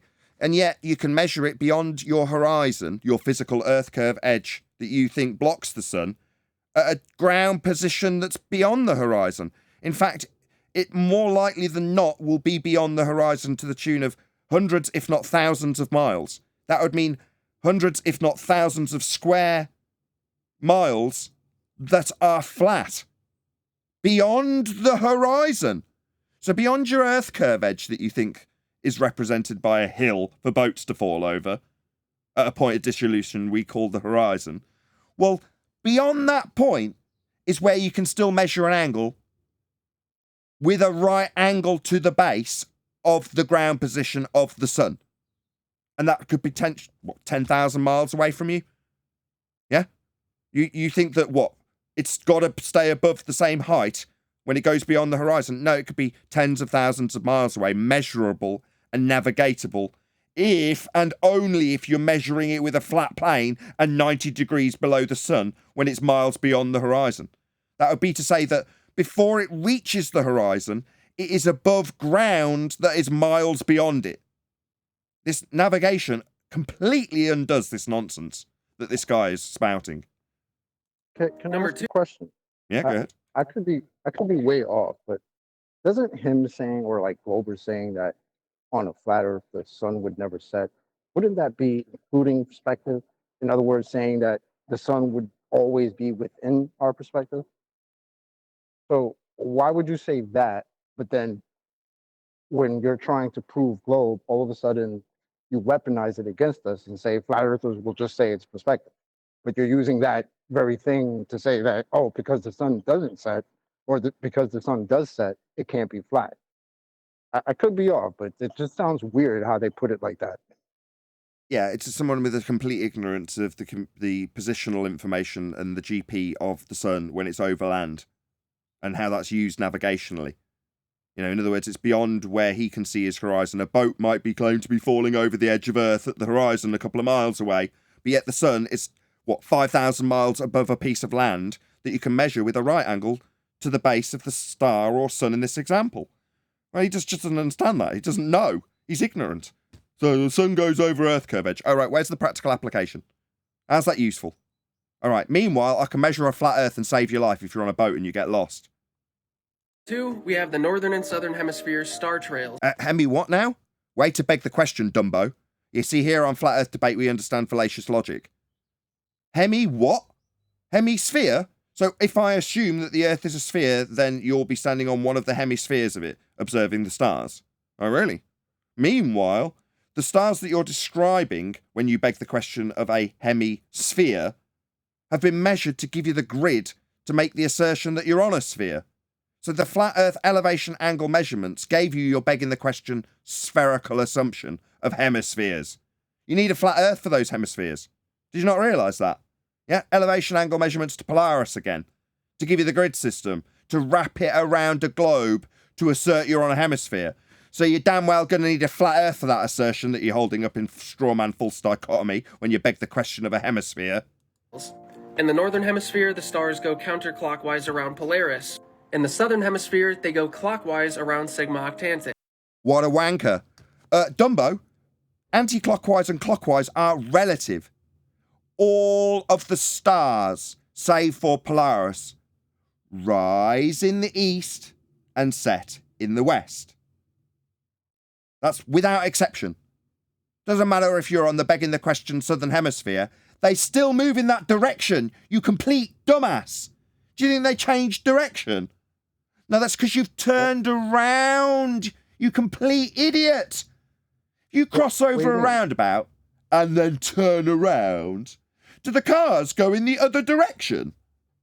Oh no, they're still travelling in the same direction, aren't they? Like the stars. Still rise in the same position in both hemispheres. Oh, what a complete idiot. You bearded numpty. Sounds like perspective again. Weird. You just turned around. You turned around. Exactly. Yeah, the northern stars would go in the other direction if you turned around, you stupid clown. Now, I've done a few videos explaining this before, but... Explaining what? You turning around? Did that need a video explanation? yeah, I was like standing looking at cars going round and round about, right? And then across to the other side of the road, turn back. Oh my God, they're going the other way. I better make a video explanation for this. Are you a complete clown? Do you really think this needs explaining? Why are you giving anybody advice on what the nature of Earth is? You don't understand relative direction, like clockwise and anti-clockwise. Yeah? If you've got a transparent clock, right, and you go round the back of it, do you think time's going backwards, you complete Dumbo? Oh, it's just relative, right? You go round the back of the clock. Like you turn around, the stars go the other way. You are so thick. You disgust me. You're an embarrassment. Why does this video even exist? Who are you to tell me what the Earth is, based on your bloody experience of turning around and that needing a video explanation? You got no right to be in this subject matter. You got no right to be in this arena. Basically, if you're upside down relative to me, let's say in Australia. What if I beg the question of the hemisphere and now I'm upside down relative to you? Yeah, there's a word for that if you weren't stupid. It's called antipode. Do you not know? Antipodal? Yeah, a bit of a complicated word for a brain-dead retard. Australia, even though we're both spinning the same direction. Good. I was going to say antipodal is dependent upon a flat plane as well. It's in the celestial sphere model where you take a flat plane and glue it to the bottom of another flat plane to create the celestial sphere. So even this concept of antipodal comes from a flat plane. Of course. The positioning system that's going to be derived if used for celestial navigation, with a sphere included, will be working off the equatorial plane, at the centre of a presupposed spherical Earth with the angle that's requiring a flat Earth, working its way out through the surface you're no longer standing on, to the dome of the heavens in that regard. Well, the dome of the heavens in that regard, northern hemisphere, has a plane beneath it, so you can get angles to the stars. It all requires a flat plane, it always will. It just annoys me that numpties like this, well, I don't know, preferred content on TikTok, but I mean, no doubt he'll be getting a hell of a lot more views than your average flat earther, like me. He'll be up to the top of the lists quicker than I will, with his utter horse crap that he hasn't got a clue what he's talking about, because he's turned around and seen the stars change direction. What a dick. It's going to appear to go the opposite way. Appear? What does that mean? Like apparent? Yes, because you've turned around. For you. You can do this by just putting your phone upside down and turning to your right. So profound. Wow. Did that need a whole video? You'll see that if you look at the video, it appears that you're turning left. Same thing for the star trails. So proving nothing. Absolutely zero then. They all rise in the east and set in the west. Like without exception, doesn't matter where you are. They all do that with the exception of Polaris. So this proves what? That you can turn around? Wow, how utterly profound. Hang on. Hang on, Nathan. Is this guy saying that if I stand and look north in Ireland and I stand and look north in Australia, that the stars will at both times be coming from my right and going to my left? Because that's exactly what happens. Yeah, exactly. So proving what? It's just proving a sphere somehow.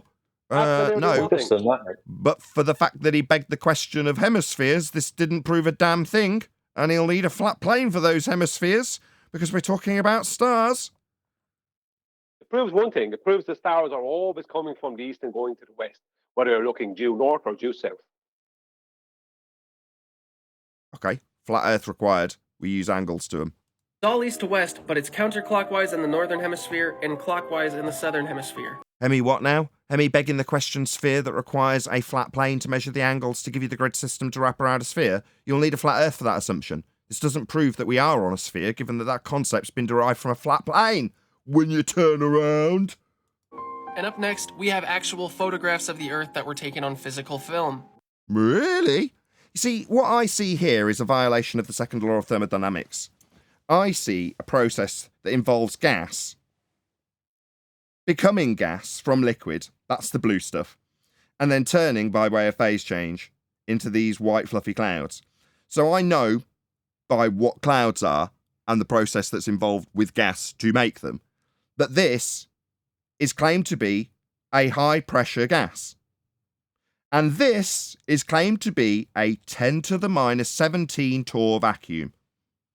More extreme vacuum than can ever be demonstrated on Earth currently is claimed to be in this, what did you say, picture taken on film? Really? Answer me this in this picture. Why is it that the high pressure gas that we all breathe isn't following a law of nature and dispersing with entropy into the availability of volume it has to fill? Why would that be? See, I know that this isn't a picture, because if it was, we'd all be dead, because gas expands in all directions to fill whatever availability of volume it has to fill. Gas fills space. It's a law of nature. This picture, in quotes, violates that law of nature. Ergo, it is not a picture. This is definitely not our sky, because we'd all be dead. Gas would fill the space. What's that? The gas is just arbitrarily clinging to the side of a ball that's floating in a sky vacuum. No, that's definitely a second law of thermodynamics violation, my friend. Obviously, you haven't taken this picture in quotes. Obviously, your overlords gave you this picture in quotes and told you that it was real. We have a little bit more discernment here. We understand that entropic law would dictate that this is unequivocally fake. For this one, it was taken with the Hasselblad 500 EL on 70mm film.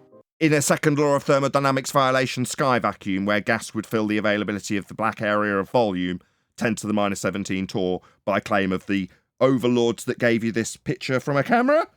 So your proof that it's really violating the second law of thermodynamics is the type of camera that they say it was taken with? No, you'd have to show that gas doesn't fill space, which would mean that wouldn't be a law of nature anymore. And It definitely all I'm is, getting though. at with that is that we cannot alter this. Oh, can you not? We can't alter pictures? Pack it up, lads. We're done. But funny enough, Digital Nathan, the Hasselblad guy that he's talking about, the guy whose name is on the camera, said that his camera wouldn't work in the place that they're saying it works. Oh, That's for him, the guy that that place made the doesn't. camera. The place that the Hasselblad guy says his camera wouldn't work would just be the ideal situation for us to argue about now, wouldn't it? Whether or not the camera works in a sky vacuum that isn't real. Now, I'll rephrase it on behalf of Chocolate, which is to say the Hasselblad guy said that if you were to take his camera, put it into a vacuum chamber that's far less of a pressure differential than the claimed 10 to the minus 17 torr sky vacuum, I think the most we can achieve on Earth is 10 to the minus 6. But if you put it in that, it wouldn't work, the camera. So according to you, the camera's debunking the fact that we have got a sky vacuum because we have got a picture that was taken on a real camera? No, it still violates the second law of thermodynamics regardless of your claim that this camera would work in a vacuum when the camera manufacturer says it wouldn't. Oh, yeah. The sky vacuum debunks itself, but I like continuity. So when your story doesn't make sense, I like to just point it out. Fair enough. You know what I mean? Era hadn't even started by this point, because this was 1972, and Photoshop didn't even exist yet for over another 20 years. Meanwhile, Michael Collins was a photorealistic artist and has literally shown himself drawing pictures of Earth from space. So, based on the fact that there wasn't Photoshop, you don't think there was photorealistic artists like Michael Collins? Well, I've got news for you. They didn't need Photoshop to fake things before the invention of Photoshop. Do you not think the printing press was sufficient for people to try and fake money? They didn't have Photoshop, so they couldn't have been forging money. You're just stupid, if that's what you think. You're an idiot if you think that Photoshop is a prerequisite for faking stuff. What? How short-sighted are you? Really? So before the invention of Photoshop, nothing that was depictorial was ever faked? That's your logic?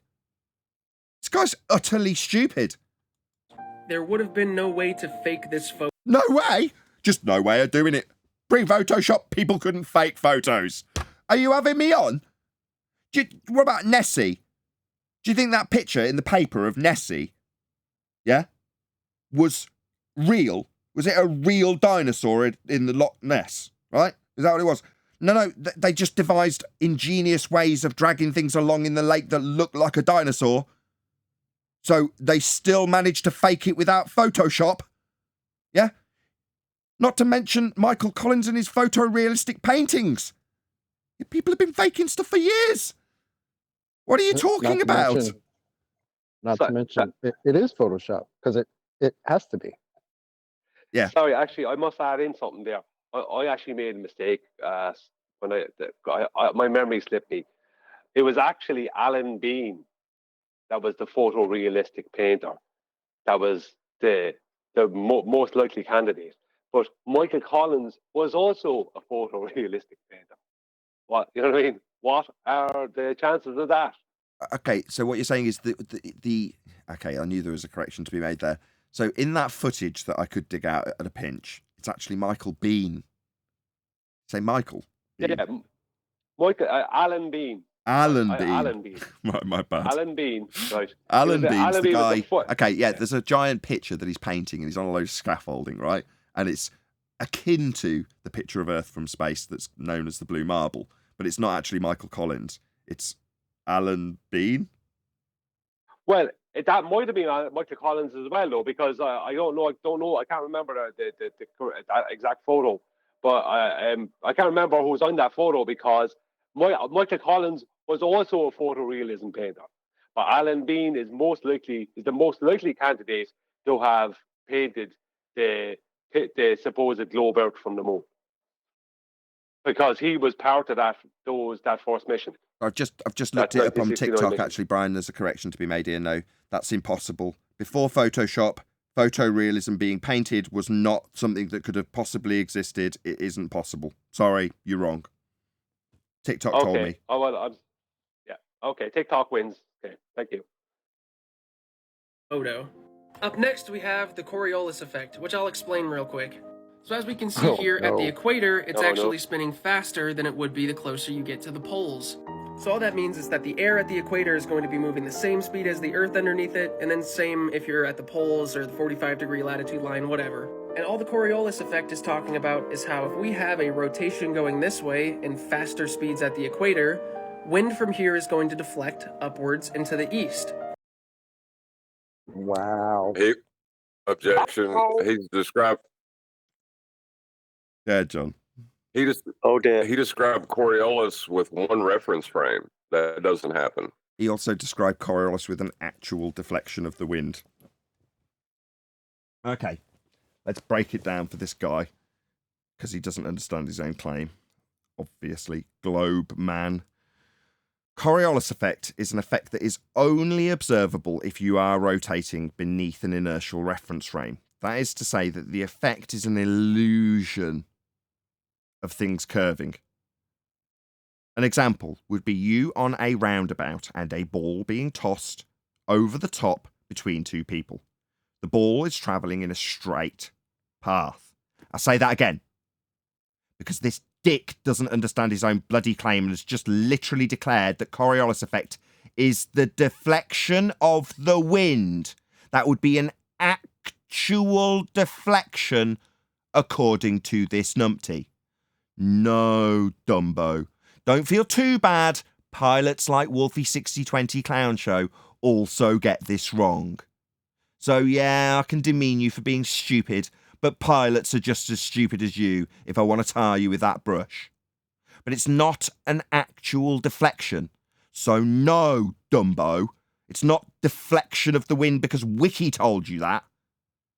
Also on the same reference in Wiki, which is where you got this crap from, there's a description of the not actual deflection, the illusion of a curved trajectory when something travels straight, but you observe it as turning beneath it. Now that is Coriolis effect, the not actual deflection observed as you turn beneath, not the actual deflection of wind. Coriolis effect is an illusion. This man is stupid, and as stupid as Wolfie 6020. Let's rephrase that. Wolfie 6020 is as stupid as this Dumbo, because he got it wrong too.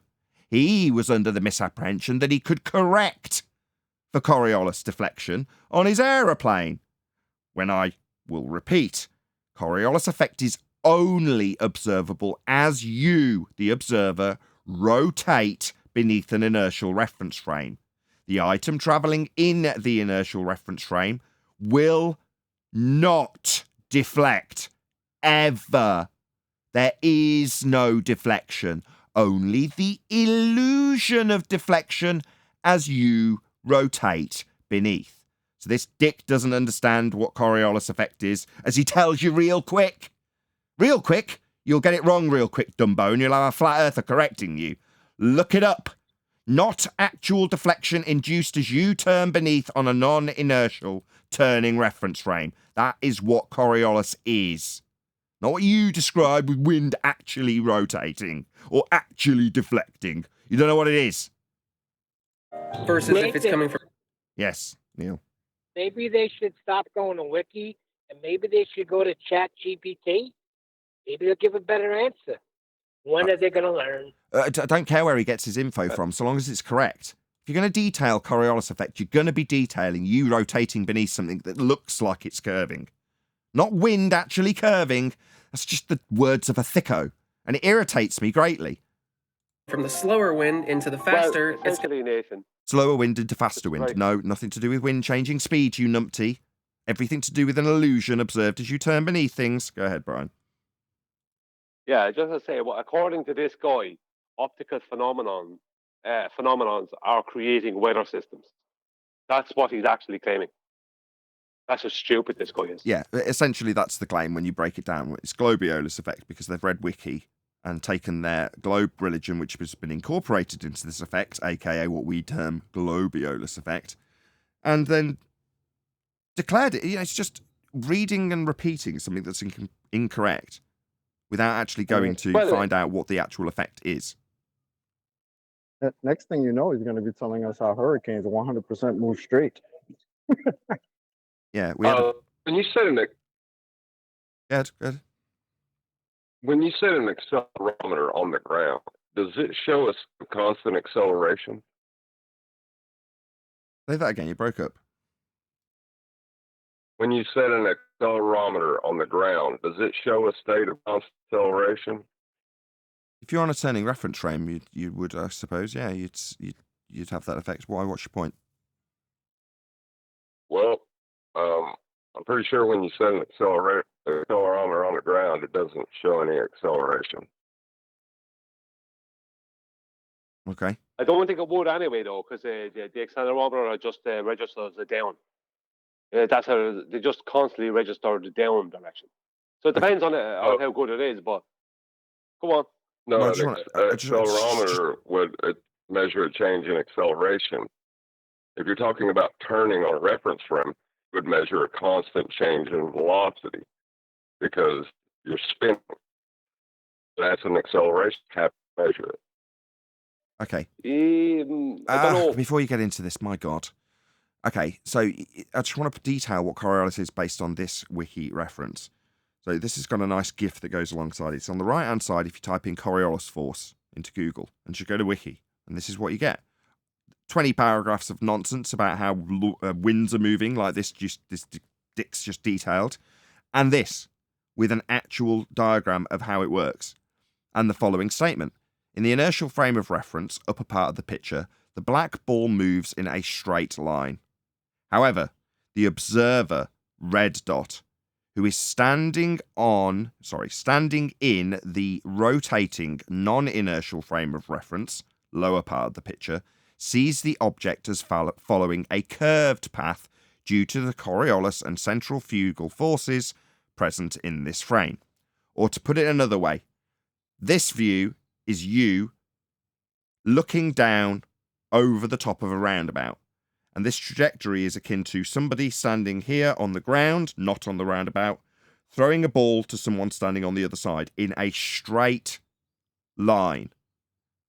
Now, if you are sat on the roundabout, like the red dot that I can't see because I'm colorblind, but somewhere on here there's a red dot that's moving around with this rotating frame of reference known as a non-inertial rotating frame of reference.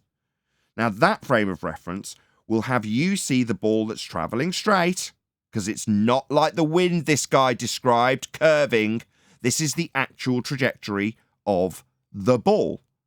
Straight. But you, on a roundabout, see it looking like it curves because you are rotating beneath it. That is Coriolis effect. A ball that travels straight looking like it curves. Unbeknownst to this complete numpty parrot who thinks it curves wins when it's an illusion. Wrong, numpty. I wasn't addressing the Coriolis claim. I was addressing the claim he made that he misconstrued with Coriolis, that the ground's spinning. You would be able to measure that with an accelerometer if it were true. Gotcha. To have the prerequisite of a turning reference frame, regardless of the effect he's got wrong, then you'd be able to measure it, and we can't. We aren't turning. Furthermore, if there was this effect which he's got wrong, we would have a Coriolis effect observable. Things that aren't attached to the turning Earth would seem to curve. That doesn't happen.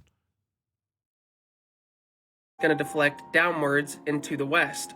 Nothing deflects, you dumbo. It's a not actual force. It's a not actual effect. It's an illusion. Nothing's deflecting. You're an idiot. Keep in mind, upward, downward. I'm just saying that the north is up. It's not actually, but you know what I mean. Well, no, not really, given that north would be pointing towards the horizon if you hold a compass in reality. No north points up, dumbo. So I don't know why you've qualified that. Is it because it doesn't jive with your begging the question hemispheres that required a flat plane to map the grid onto them? Yeah, north doesn't point up. Ever. It points to the horizon. Funny, though. That is funny, though, you said that. North doesn't point up. Not actually, but you know what I mean. Like, okie doke, buddy. No, it points to the horizon. And with that being the case, hurricanes in the northern hemisphere are going to spin which way? Well, if we just look here, it'll tell you counterclockwise. Really? Counterclockwise hurricanes as a result of the Coriolis force. Meanwhile, the Coriolis force is a not actual deflection observed as you rotate something travelling in a straight line. So, given that the effect is a travelling straight line ball, how does that in any way whatsoever correlate to a globe Earth turning? It doesn't. You're just thick. Sorry for stepping on you, Nathan. I tried, and I really did try there, and I tried to find evidence that hurricanes actually do rotate. And I could get no evidence that they did, with the exception of satellite images. No evidence that hurricanes actually rotate. Okay, so as always... In any direction. A Indeed. consistent rotation in any way. Indeed. So, as always, with this guy who's called GlobeMann, and you represent the globe, do you? What poor show. Well, you can see as you're in the live stream chat now, as I am talking to you, that I'm going to post a link, albeit with my just browser link to him, in the live stream chat. So, go and let him know by way of a comment. Nathan Oakley 1980 YouTube channel sent me.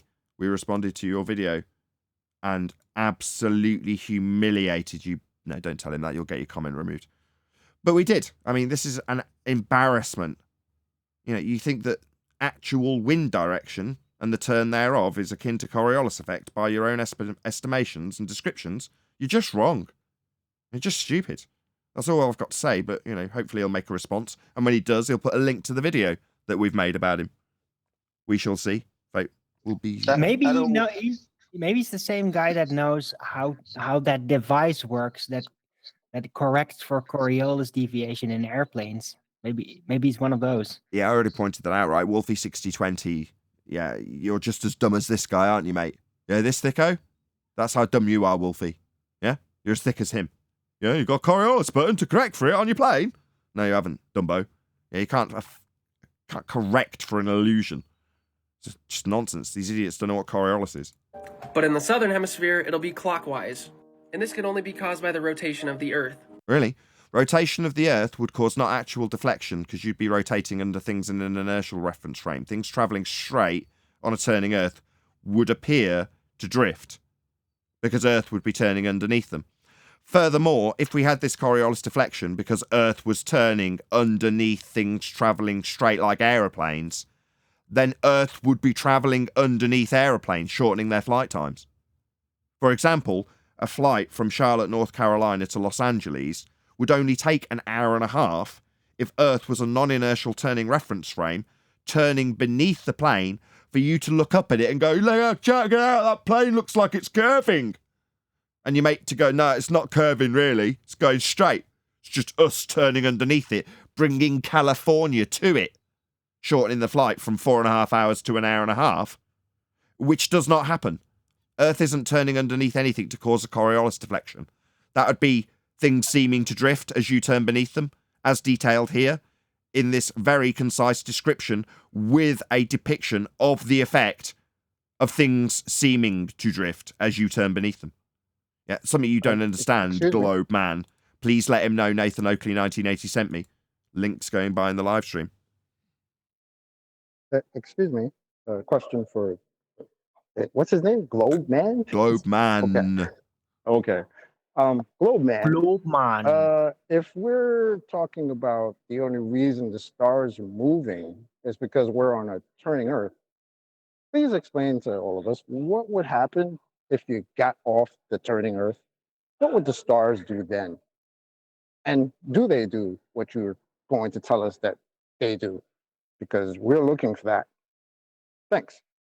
Shout out to Original D-Rose, who says, Thor KC, I assume that's someone in the chat, you obviously failed geometry, or geometry failed you.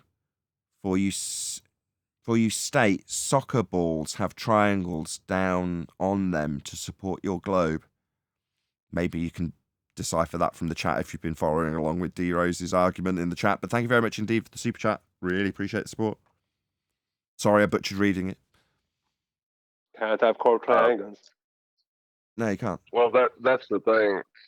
The quadrant system that they're going to base their triangles on the surface of that soccer ball is quadrant based on a flat plane, partitioning out an eighth of the ball and then correlating the angle measurements from that flat plane using an R value of the known size of the sphere to transpose that angle. So you need a flat plane for that as well. Right. Yeah, it's all angles from a central point flat plane. Yeah, an equatorial plane. It's all angles from there. The points on the surface of the sphere that you're pre-assuming the size of, and then you just connect up the dots via the arc, the degree of arc that would match a sphere of that size. And then once you do that, you don't have triangles. You have curved lines meeting. And with only 15 seconds left, I'll give you my final point. And this one's real basic. It's the fact that there is not a single flat Earth map that exists. All of them are flat. What the bloody hell are you babbling about? Show me one that's globe-shaped. There isn't any. Literally none. They're all flat.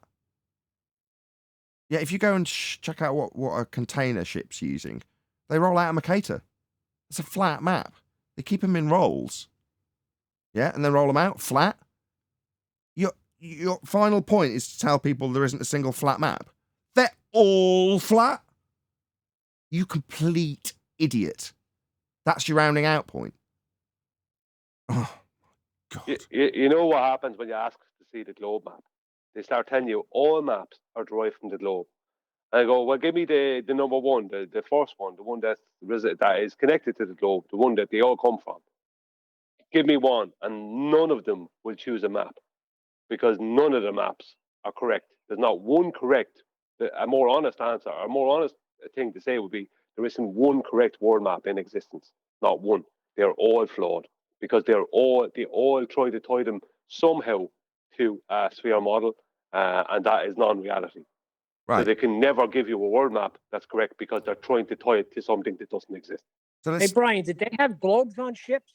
Or no, maps? they have flat maps and charts. Okay. So let's break it down for the audience. How does this guy's assertion that the maps are globe-shaped, which is utterly absurd, actually come to pass? Well, Brian's broke it down in terms of his misapprehension that the flat maps are actually, quote, globe projections. All right, okay, so what you're saying is the map that we roll out flat, that's all of them, contrary to your assertion, has come from a projection of a ball. I see, right, gotcha. So they originated in a globe shape, right, gotcha. And the lines of latitude on that globe, where did they come from? Right? Were they measured on a globe? What's that you say? The lines of latitude that wrap around the sphere were measured on a flat plane. So the true order of the flat maps that they use flat with elevation angle measurements that require Earth to be flat and the map to be flat and the angle to be flat and 90 degrees below the star you're measuring, all flat Earth proofs that use maps that are flat, you're saying that that globe projection, which came from a flat Earth elevation angle measurement to Polaris, is a proof that the flat maps are actually globe-shaped. I see. No, the globe shape in between is what has completely distorted all of the flat maps that actually get used, because those flat maps have been taken from a ball that was taken from angle measurements to a star off a flat plane. So, but for the fact that we have distorted the world into a sphere and then told the world that only the projection from a sphere to flat map is the bit we need to pay attention to, has given you the misapprehension that the origin is the globe. Au contraire, the origin for the grid system is a flat Earth. That's where it starts. Where are those maps? Oh, we don't have those. We just have the thousands of flat projections. So we can call all of them spherical projections and not actually cotton on the distortions, because none of the original maps can be globe-shaped, because it's not a globe-shaped grid. It's a Cartesian flat grid. So that's why the world doesn't work in the thousands of distorted globe projections that we all have. Nothing to do with the fact that they've been, rolled out flat to make life easier? If the world was spherical, we'd just use spherical maps, because that's what the world would be. We don't, because it isn't. Would this be a good time for the Haversine conundrum question? Yeah, go ahead. Right. If the Earth is a sphere and you're measuring it as a sphere, then why do you have to apply a transformative equation to make it a sphere? Indeed. Exactly. If you're going to say that the Earth is a sphere, and because of which the maps have come from the sphere when they were projected flat, then why would it be necessary to apply a conversion to a flat plane that you've measured if the surface was already spherical? That Haversine conversion wouldn't be necessary if the origin of the flat maps was actually a sphere, whereas in reality, that sphere comes to pass when you apply a conversion from a flat plane. That wouldn't be necessary if Earth was spherical. It's just that simple. It isn't. Right. But the ballers in their head probably think that it's actually switched inside out. So in their mind, it's probably like, no, just this Haversine formula just reveals how it is a ball. After measuring it flat. Yeah. Well, after measuring it flat, you've measured it flat. Reveal something. You wouldn't need to convert anything if it was spherical. Converting it to spherical from flat shouldn't be a step that's needed if it is actually spherical. That's John's point. Yeah, but the Haversine formula reveals the spherical nature of this measured flat plane. See? Gotcha. No, it doesn't reveal, it transforms. It transforms, exactly. All of them are projections of a globe. But with 4 seconds left, I have to say bye now. All projections of a globe projections that have come from a flat Earth elevation angle measurement to Polaris to wrap them round a globe. So your globe needs a flat Earth, mate. That was your conclusion. Not very high level. Why are you calling yourself GlobeMann? Why would you even dare to give yourself such a grandiose title? No, mate, you don't know anything. You think Coriolis actually is a force. You're nuts. Check him out. Just let me plug him. Just let me plug him. Nearly there. So go and buy in the live stream chat is a link to this guy's TikTok, right? Let him know. Nathan Oakley 1980 YouTube channel sent me, responded to your your beautiful video that we all loved, that's got a bazillion views because it's dark as all frick. You can't see him clearly. It's filmed in horrible aspect ratio, and he's got him filming his own phone. Absolutely awesome. Well, I thought you were finished. I'm done. Just to add a little meat to the bones. In celestial navigation, they take flat plane horizontal elevation angle measurements to the celestials. Those measurements are horizontal measurements. What they then do with these horizontal measurements is they create circles out of them. They become radii that become the radii of circles, 3 circles. And once they've done all of that, they then take all of these measurements and put them onto a universal transverse Mercator map, which is a distortion of what they've just done. And then they undistort them off of this universal transverse Mercator map, which is already a distortion. They undistort them to a globe via the Haversine formula. So they distort them away from reality, then they distort them again away from reality. So it's a distortion from reality to the universal transverse Mercator map, and then a second distortion via the Haversine formula to a globe.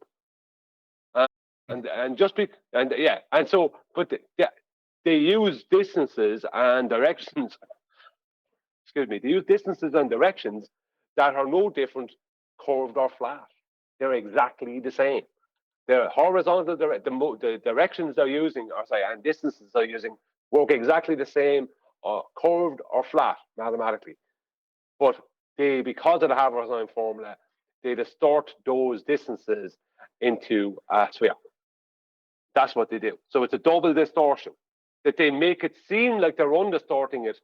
They're undistorting the problem or solving the problem via the Haversine formula. But it's the old problem, reaction, solution thing. Right. They create the problem, then they react to it, and the solution is the Haversine formula. Right, and with that, I'm going to say, if you are watching this on either Nathan Oakley 1980 or Nathan Oakley Premiering streams, then stay tuned, as there will be an after show to follow. Unfortunately, though, if you are watching this live, this is where we bid you farewell. So another massive thank you to all of you. Smashed the super chat, liked, commented, shared, subscribed, joined as a member, and all that good stuff. Obviously, another massive thank you to today's Discord and G+ panel for making today's live show possible. Once again, stay tuned if you're watching on an after show. I've been Nathan Oakley, and I will see you all in the next video.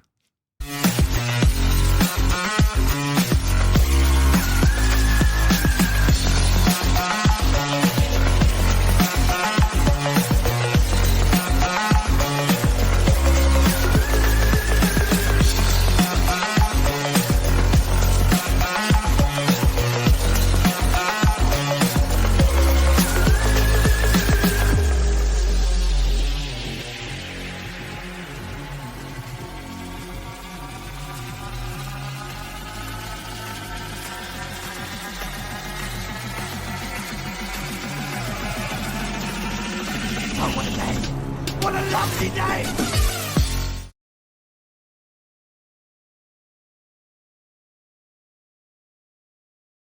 Just keep talking, both The of you. Haversine formula, they start with flat, then they distort to a rectangle, then they undistort and redistort to a globe. That's exactly what I said. You just Okay. gave Oh, me yeah, more that- details. that But yeah, checks out. so it's a double whammy. No, you said it different. Yeah, but it's a double whammy. well, it's it's basically doing it two worse times. than that. And then they hide the entire first time process of it. To claim, oh, it's all derived from a globe. It's worse than that. Alwyn said it right the first time. It's worse than you that. just said it, Brian. I can understand it. No, it's worse than that because I can't say anything. I'm trying to let you, man. I'm not the host, but go ahead, man.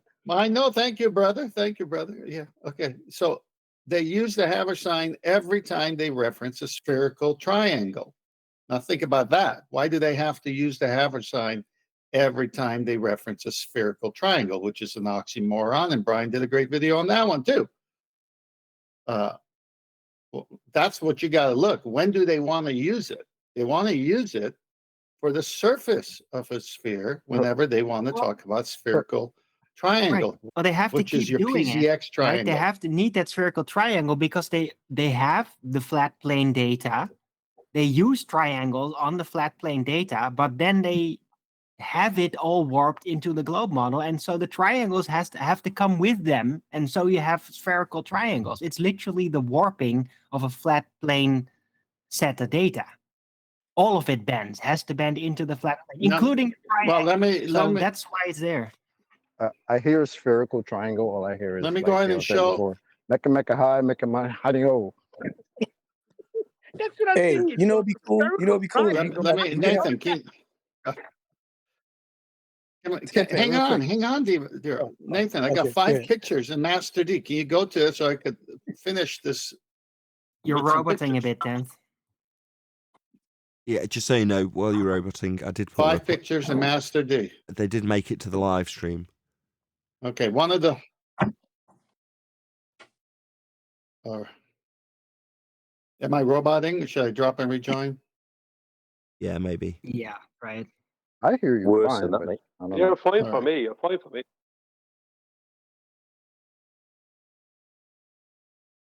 You sound good to me. I was gonna say real quick, we should have. Could be me me too. then, I guess. Yeah. Okay, I'll It'd be cool. rejoin. It'd be And cool if we had Howard a. didn't say it right earlier. I was gonna say it'd be cool if we could have like a skit where there was an award show for the most asinine, dumb, claim. Like we could have like sound bites of it, like the way we do the reviews, and we could be like, and have just each one, like they do the little teeny weeny 10-second, 15-second skit of the comment, and then we give out a little award to it for and have little background music, and who wins for the dumbest claim for celestial navigation goes to blah blah blah for, and then because I'm just hearing like Thor KC on the chat, he had us dying laughing. That's why I had to do a super chat to say what he said, because he kept repeating that. He said, "Can somebody explain to me why soccer balls have triangles written on them?" And he thought he was really making a point, and everybody was just cracking up. They couldn't believe he was saying that. They roasted him. But we should have a little award show. So soccer balls have what, triangles in the Triangles stitching drawn of the on them. ball. So Yes, he thinks that proves globe. Yes, That's spherical that proves the triangles. triangles have a curve. That proves the triangles have curves. Dude, I'm serious. It's on the chat thread. That's what he was dying Wait a laughing. minute. Me, Michael Kahn, all of us. Wait a minute. Wait a minute. Sound check. Yeah, you much better. Still roboting to me, but No, he's not. okay, then it's just for me then, I guess. Okay. Yeah, well, you're actually roboting, worse Arwen. now. I think maybe you It's so hard to stay on point here. If you can go to the slides, Nathan, and I think one of Eli's slides got in there, so you'll skip that one. So the first slide is that black and white saying horizontal coordinates. Is that the one you have? Mm-hmm. Yes. Okay. So you can see here, horizontal coordinates. Where is the angled vertex shown here? What's that shaded surface look like? A curved surface or a flat disk? Anybody? Flat. Flat disk. Yeah, it's the only way you get an angle, right? Two straight lines meeting at a vertex. Okay. Go to the next slide. You show that flat disk in green now, and it shows the equator, 40-degree north latitude, and it shows it from the North Pole. Never from a curved surface for some reason, but just from the flat green disk here. And the celestial North Pole one, the far right one, is just a vertical line. In the 40 north latitude, you get an acute angle. And then in the equator one, oh my goodness, you get a right angle where you could subtract from 90. Ah, convenient. Next slide you could skip because it's Eli's for some reason. They got in there. So celestial sphere is the next slide. It says zenith, highest point in the sky, directly above the observer's head. Horizon, the imaginary boundary between sky and ground. Notice that disk, that flat ground, is in this one. And azimuth, which is the compass direction from north in a clockwise motion, is horizontally down. As you covered on the can't show. Be right. But again, hold on, this can't be right. North isn't up in this diagram. That can't be right. You know what I mean? I know. Yeah, I know. That's the point. Very good. Okay, the next slide. Celestial sphere, zenith, nadir, horizon. The distant stars appear to lie on a solid sphere, the celestial sphere. The zenith is a direction directly upwards. The nadir is a direction directly downwards. The horizon splits the celestial sphere in half along zenith and nadir axis. Okay, again, this one's in orange color. We got that flat disk again, kind of like the equatorial plane. Next slide. It'll be the last one. You make a decision. Have they been showing us angle measurements of stars, motions, and sky using that green square and the observer on that? Or have they been showing us that the angle measurements are coming from a spinning ball with a guy on top of a curve where an angle measurement could never be achieved? Which one of this have they been showing us? It always has to work on a flat plane. A. So why do they insist? A is the right answer.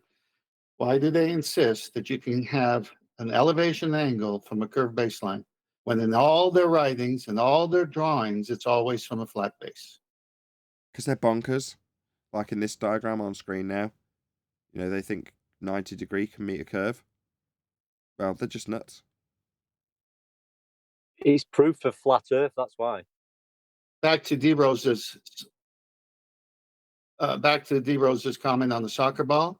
Well, you're going to have a argument from golfers because a golf ball has dimples, not triangles. It allows for it to go through the wind much better. I don't. I've seen rectangles too. I don't mean to be pedantic, but you can have a 90-degree go to a curve. You can't get a 90-degree from a curve, though. But just so they understand the difference between to and from when they talk about it. No, John, they don't. You know that. That's the point for the vertex. That's the point for the vertex, right, John? Exactly. Right. A vertex of two straight lines can meet a curve, and you could call that a tangent if you wanted to. But you can't get an angle from a curve. But back to the example I said, what Thor Casey said, the 10th man mentioned, and what Eli even was like reiterating was so stupid. The drawing of a triangle on a soccer ball by the stitches would have nothing to do with celestial navigation because the triangles that we're using on celestial navigation don't lay on the surface of the ground, just the baseline. So it's not unless you're using a spiked soccer ball with like a freaking one of those things that the old knights used to use with the ball with the spikes on it. Those are more of a better example of that stupid example he tried to use. But triangles laying down, stitched on a soccer ball, that is not, what do they call it? A fallacious equation. So D, so they really think that we're drawing lines when we do celestial navigation, that there's a really 3,000 foot line on the plane? Really? Well, there's 3,000 to 30,000 of how many miles? I mean, that baseline's got to be, it can't be a dingle, whatever you call it, dingle dong. It can't be that. It's got to go, it's got to cover the whole surface all the way straight across. Leveled. Horizontal. Is this guy claiming that radius lines are curved? Yes. Yep. Yeah, you might want to ask the guy. Next That's time. the end of it. Maybe he wants to define triangle. Maybe start basic. I did that exactly in the chat 6 times, no reply. Try. Let's do it, Chocolate. No reply. Chocolate, that's take it out for triangle. What does try mean? Is it 3, Neil? That's what I'm thinking. 3 lines. Angles. Angle? What's an angle? I think it might be 2 straight lines. Meeting at a Maybe vertex. it's try as in attempt. They are just trying an angle. Not really succeeding because it's all sphere-based for them. No, we're trying to make it really basic for poor guy. What's his name? Thor. Right, the meaning of words. I mean, it's very difficult. I think all his name right. is Thor Casey. He goes by Thor Casey. Let me just throw out something. The only thing to ask him is this. Ask him, can they measure a triangle on the surface of a sphere without using curved lines or a central point? the central radius point. Ask them if they can do that, because that's what I ask people in my video about it. Oh, well-known ballers, none of them answered. They all had to disappear. Can't be done. That's a good point, because in spherical triangles, like they're trying to assert, those are measured from the center of the sphere, where the angle would intersect the radius. So yeah, they're done right there. How are they getting to the Yeah. center of this sphere? Yeah, well, they're presuming there's a sphere in the first place. But the point is that all their curved, what they're calling a curved triangle, it's an oxymoron. What that is the meeting of three arc lengths. That's all it is. There's nothing to do with a triangle.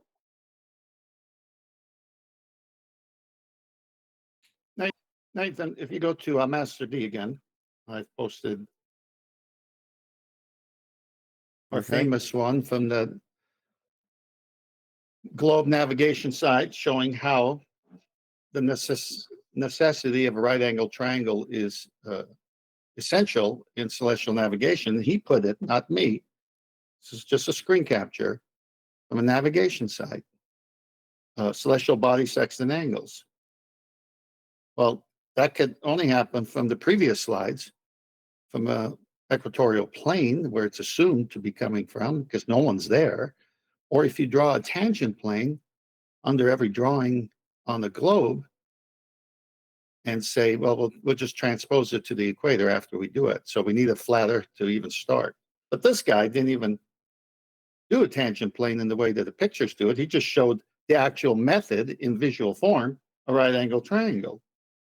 But it could never happen on the curved surface that he's got it on, and he put the boat there.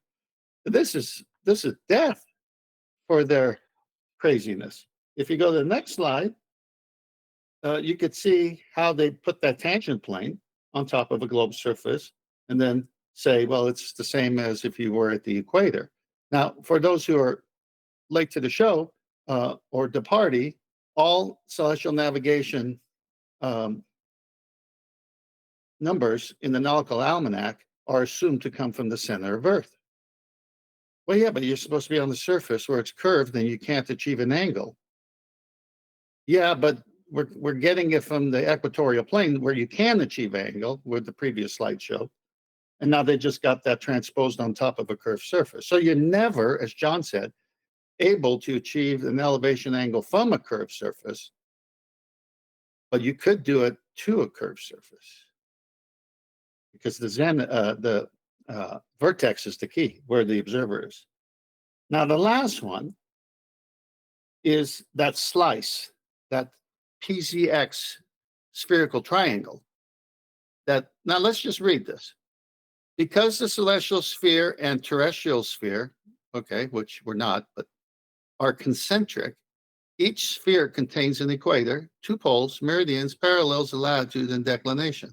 The observer on Earth has a corresponding point directly overhead on the celestial sphere called the zenith.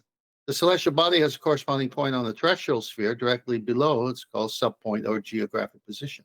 At the subpoint, the light rays from the body are perpendicular to the Earth's surface. Well, if you go back to the picture of the boat and the right triangle, how could that be?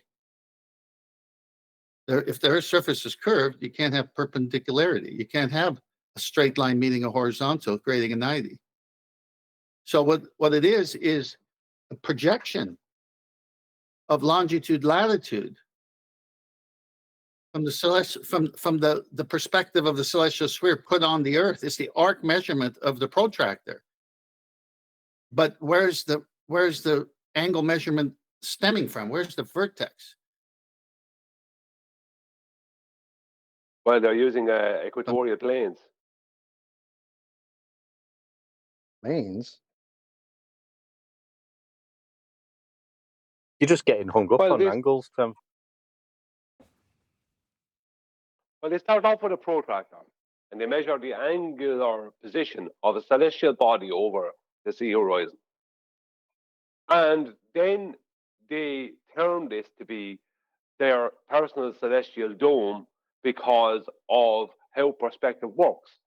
right? It's a perspective dome because it's more measured and viewed in frontal perspective view. It's not measured and viewed in orthographic view. That is impossible. We don't see orthographically. So consequently, then what they do is they then hijack this perspective celestial dome and they turn that into a sphere out by placing all the measurements that they're claiming as coming from an equatorial plane at the center of their sphere Earth. And those measurements become arc lengths along the surface of their sphere, when really what they're after hijacking is perspective, the perspective view of your personal celestial dome, which is a perspective dome, which means not actual. Perspective is not actually happening. It only appears to happen. The table is not getting smaller as I walk away. It only appears to get smaller, etc.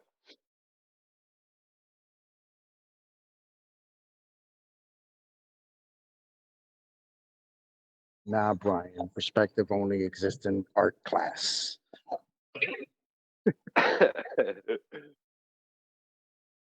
Well, that's what I According to heard. them, Sorry, it doesn't exist anywhere. my internet fell off. I'm on my phone now. Damn satellites. Then did someone just shoot down a balloon around me?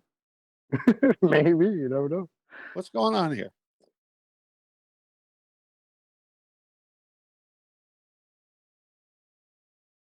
They're running out of helium. So, Brian, you were saying earlier that there's no perspective in a globe, correct?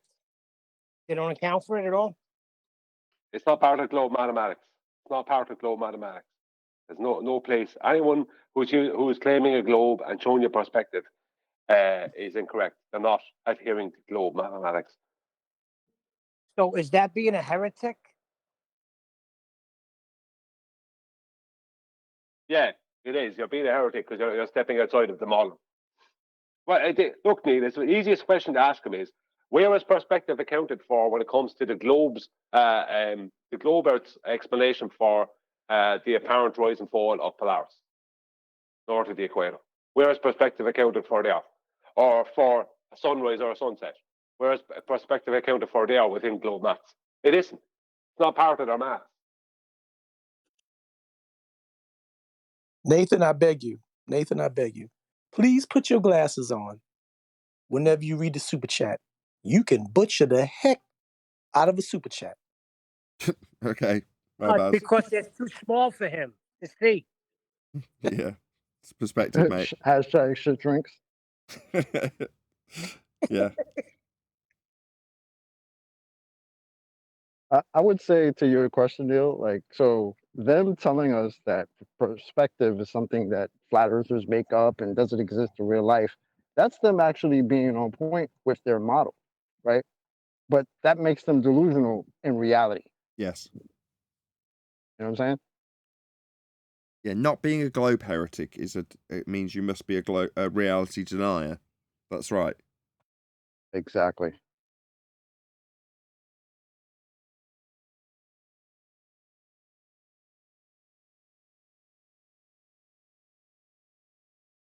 You know what the main problem here is?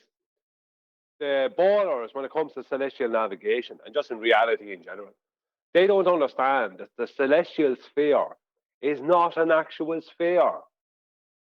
It's not spherical. That is perspective. It's the effect of perspective that allows you to measure it with a protractor. That's where a protractor comes from. It's the measurement of perspective. It's like, that's all it is. So you then trying to hijack the celestial sphere and make a physical sphere out of it is completely pointless, because the celestial sphere isn't a sphere in the first place. They say it's imaginary, so they say it's imaginary. They even put it down as imaginary, and then they reify it, obviously.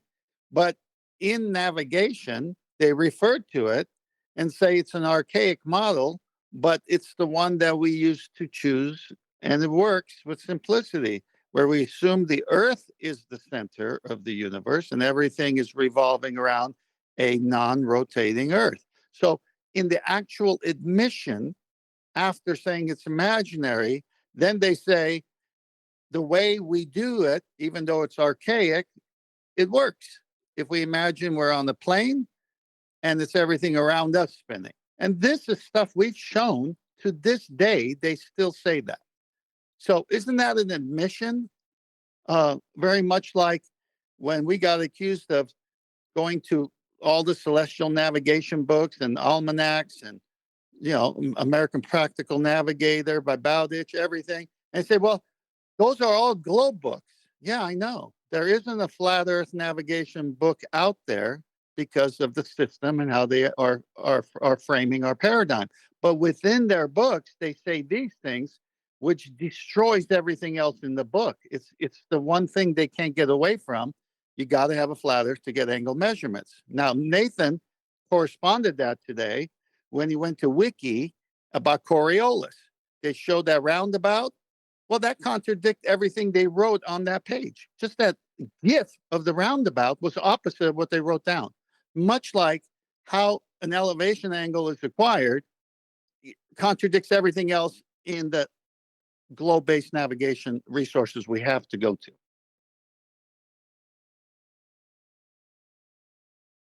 Well, it's the denial of the flat plane. That's what it all is. Except I just showed the slides where they show it that they need it. That's where they're like, nah, don't look at that. Look over here. That's why So that would make don't say 90. Don't say 90. Remember? It's our secret. So that would make all of the spherical Earth propagandists hypocritical, contradicting hypocrites, right? What you just said. It's a trick. We have honest, good people who have fallen for the imagery without questioning what it looks like because of the text that's underneath it. Well, it is, of course, not a celestial sphere. That's imaginary. And we know the Earth is rotating and not the stars. So if they got that written underneath the very opposite that the picture depicts, oh, okay. Okay, they must know more than me. They shut down the critical thinking of every human being by doing that. What are you saying? Like when their atmospheric calculations are dependent upon a flat plane? Is that what you're hinting at? Well, everything from their sources requires an elevation angle, which is two straight lines meeting at the vertex, and that can never happen from a curved surface. So all their illustrations show that it's not happening from a curved surface. It's happening either from the equatorial plane, or it's happening if you draw a tangent plane on top of that curve and say, I transpose it to the equatorial plane because of the distances, it doesn't matter. So they've never shown it from a curve. Because they can't, right? Just like when Andrew Thomas Young done all his studies from a flat plane, he had to. Precisely. Because it has to be. You're roboting, John. Well, Ken, you said it. You can't get an elevation angle from a curve. You can't. It's over. Done. No, they said it. They show it and they say it because that's the fundamental process of a sextant. It's an angle measuring device. And right. I'm saying you just said it, though. I know. No, I know. But when I go to their books and I quote them, they're saying it. And then they say, we're not reading the books right. And I say, well, how about this picture? How about minusing from 90? I think this is time for Brian to say that straight curved lines. What was that crazy talk, Brian, that you were doing? It's worse than that. Yeah, I know. I want Brian to say it again. Something about the curve. The audio from M. Scott Beach. Yeah, a curved line can be a straight line as long as it curves in a straight way. Fantastic. That is just doesn't get any better. Look, when we have to listen to people who should be in an asylum, and when they're out saying stuff like this, it's enough reason to put them in one. But then when all of the world's system agrees with them, what kind of world do we live in? One of great deception. Hey, a cow can be a chicken as long as he moves in a crow-like way. Yep. Well, I think you're going to milk it for all you can get there, John. Wow. But when are they going to come to it? I don't know. This is deep, man. Because this evidence is out there, and they're still fighting against it. I don't know. They're saying we don't have it now. We're reading it wrong. Okay. I think John's example was utterly horrible. Oh my God. But that would mean I'm tit for tat, so I don't want to be called that. Oh, hold on, Temp. The guy that the Only ones with that the tell post you today. you're reading the book wrong. Did they point out the place where you read it wrong? Did they correct you on that? No, this is what they've come and said. They said 10th man went to this book and showed this, but did he show you this picture where it's on a globe? So education by pictures. Okay. No, the irony of it all was, of course, they got those pictures to fool that guy, and he fell for it. When they say that it's measured from the equatorial plane, that doesn't register. They go, look at this picture. They're showing it's working on the globe. If it's what 10th man is saying, why did they got pictures of the globe in these navigation books? Well, that's not Like- strictly like- true either. Hold on. They wouldn't say it's working. Well, they would say it's working on a globe, but what they'd actually mean by that is it's working in a globe, because they'd show you the equatorial plane as the globe burger, like in the center of a globe. That's what I was gonna say. They're gonna point to a picture of somebody at the equator, inside the sphere Yeah, that's what they're that you going to had do. to use a plane for. Oh man, it's I want terrible. to know how he got there. He got there by math. By taxi. He hit it right in the head. They got there by math. They got these special fire resistant suits so the molten iron. Say that again?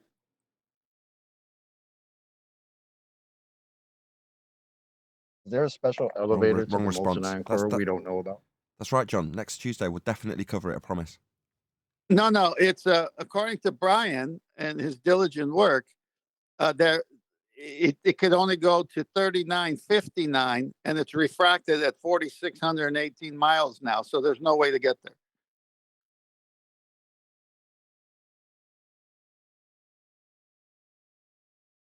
What was that tent? Say that again.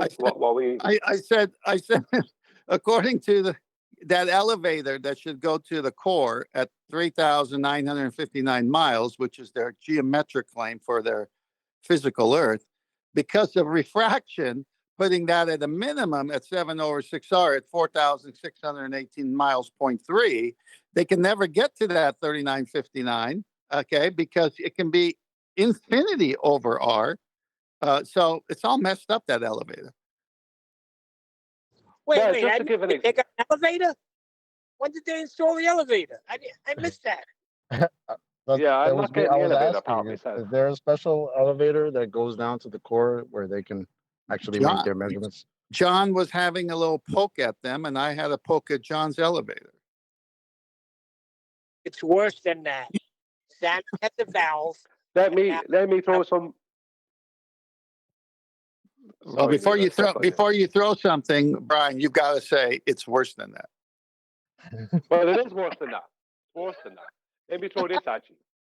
Right?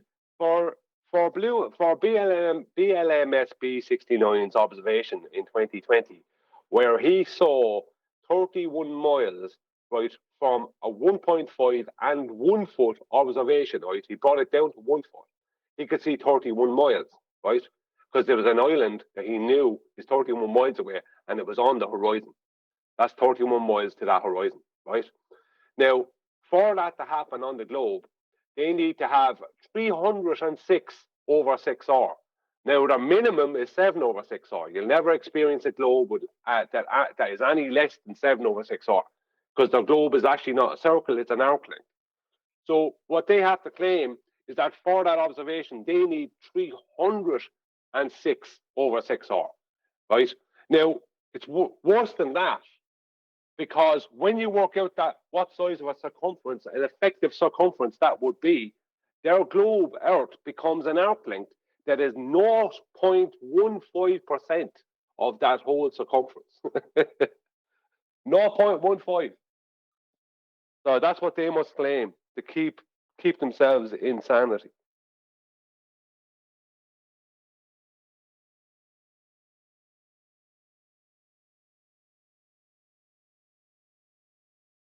You know what we got to say from now on? When Brian says it's much worse than that, we all need to say together, how much worse is it? In unison. Just add some comedic spice to it. I'll have to stop saying it because because everyone will get sick of hearing. No. It's going to be a mainstay, but you don't have to say much.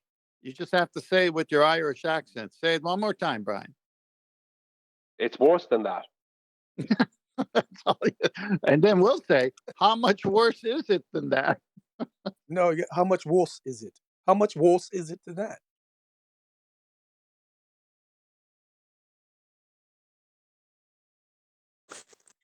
Illusion can always be worse. The size Brian, of the effective rate. Go on. No, I was going to say, so at 7 over 6R, or the black swan at 10 miles, if we just give it that, what is the radius of the Earth when you apply the radius to those numbers? Yeah, I was just going to give that. I was going to give those numbers. That's what I was going to do. So the radius that they have to claim for that BLMSB 69 observation is, let me see, is 1 second now. Yeah, the radius is 206,144 miles. That's what they have to claim their radius is for that BLMSB 69 observation from of 31 mile away horizon from a 1 foot observation. So the radius is 206,144 miles. The diameter is 5,074,080 miles, and the circumference, their effective circumference, has to be just under 16 million miles, 15,932,611.2 miles. Thanks to Adam Beacon, who helped me out with the correct formula for those maths. So below surface level. Yeah, once they this is the thing. Once they add the R, because the distance between the observer and the horizon can be calculated horizontally. It's only when they add the R that it puts it below surface level. Doesn't change the distance, but it puts it below surface level. Or if anybody wants to reminisce a little bit, I put 2 shorts of Nathan's where our favorite glober Zanuck came in here and told us how he uses a flat plane to measure elevation angles. They're in Master B, Nathan, if you want to play. I will shortly. Him and Proto Thad are my 2 favorite globers. Yeah, Zanuck was he was a case, man. Yeah, if you could just get past the flat plane, I could show you how it's a globe. Yep.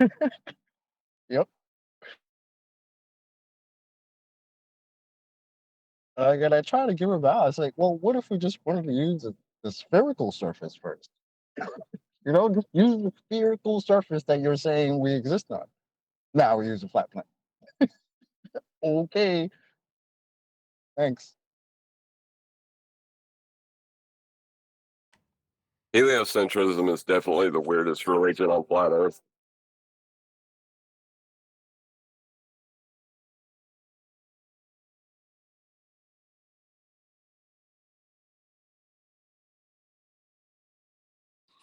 you got the whole system pushing it from movies to universities, where you got the correct answer to the test would be the wrong answer for reality. Would it be possible to switch it up and use the spherical surface first? Or do we need the flat? We can use the flat surface. Okay, you say we can use the spherical surface first. How'd you get an elevation angle from the spherical surface first? No, you wouldn't. You'd need a flat surface. Sorry, you wouldn't. That's right.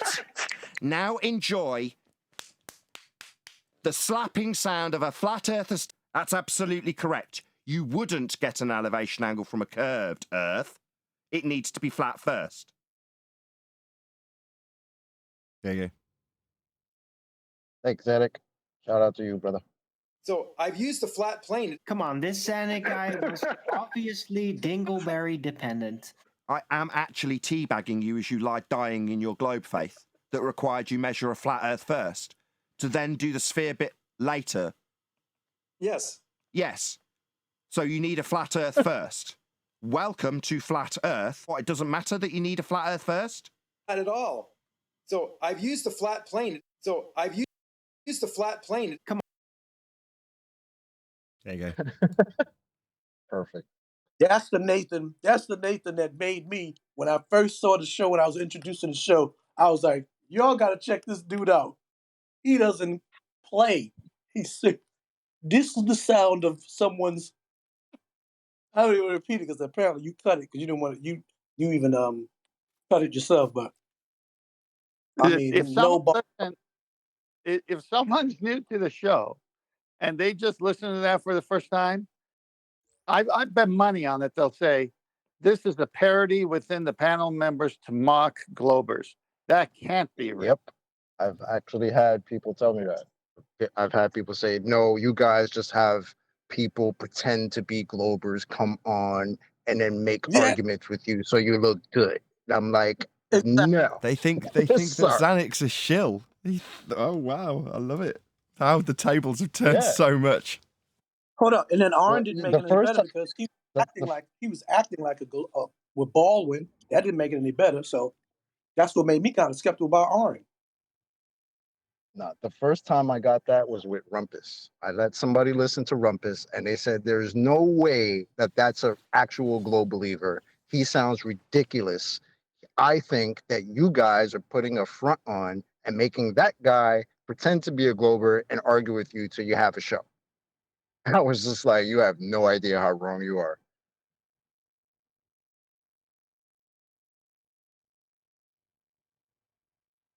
I was like, it must suck to hear somebody like this be defending your side, huh? That's what it is. Hey, well, who was the one guy that was on the show like maybe 18 months ago, or 2 years ago? He had a real bad accent.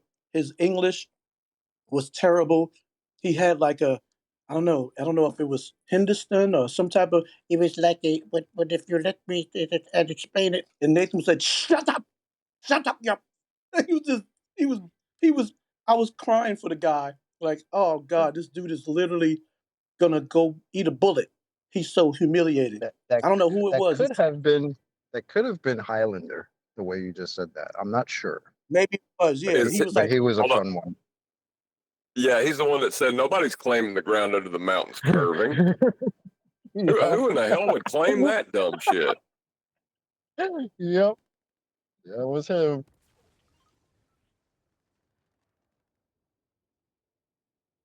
He even went as far as to say, I built the house on this mountain. Someone said, does it have a flat foundation?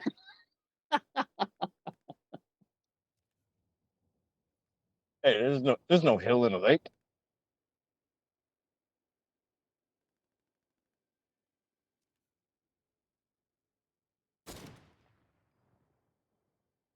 Any Globe guys in Discord want to come off mute? Hang Share on, your pain. They're not coming after this show. So let's, since we're nostalgic, remember RC Meisty with the accelerated coffee cups? Yep. I was going to bring that up before when John was asking, does an accelerator on the floor measure any acceleration? No, but my coffee cup does apparently. Yo, that's why I said it would be so dope if we can have just one show, or maybe once a month, every 2 weeks, have a show for an award. call it, the global gullible geek dumb whatever award show, and just have all of the sound bites. Give them 5 contestants to win an award, and have the whole skit, and just have these sound bites. Like y'all could just pull them up and literally and just reminisce on the most We've profound, actually done asinine. that before. Oh, We've done okay. something like that before. We don't do like the award nonsense because that's their shit. They've done that, so I don't think we need to do that. But we've had That was like the numpty the clips, best isn't it? the best globe, the dumbest globe clips. Like if you go to QE's channel, he's got a bunch of them. Like all the numpty clips. He's got a whole playlist, and like I've got a Hey, bunch but on guys, audio, and yeah. McToon puts out a $10,000 challenge and then comes on live show and says it's not triangulation. And within seconds later, he says, "Oh, I guess it is triangulation." Did there is did a he new. come here to say that? No, Hey guys, it's a clip. I was just saying I was going to introduce. There is a new guy, and I'm not bringing him in for there's a guy called Dude. I have spoke to him personally. He's on the fence with the globe and flat Earth. He's been in chat a few times listening. I've had a personal chat with him on a friendly basis. He's a little bit too scared to come in and say, "Oh," but I said I would introduce him. He's called Dude. He's in the chat. Dude, if you want to introduce yourself, please do so. No one's here to abuse you or give you grief. You're looking into the subject. We've all been there. So if you're there and listening, mate, just say hello to the guys. What's up, dude? Hey, dude.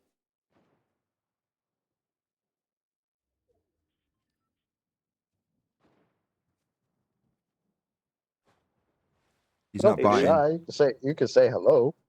Not biting, guys. We don't bite.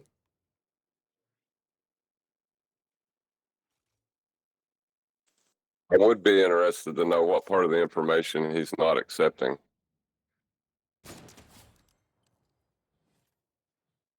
Maybe because most of them are so much better at typing, being behind a keyboard, yippity and yappity. Maybe he can type in the main chat, and then maybe one deck you can recite what he's saying, and then we can respond. Maybe we can have that type of communication. Because right now they seem like only a handful really have the nerve, or maybe they're shy introverts. I don't know what it is, but maybe we can do it that way. He types it, you recite it, and and we can go from there. Let me give a personal invite to Dude.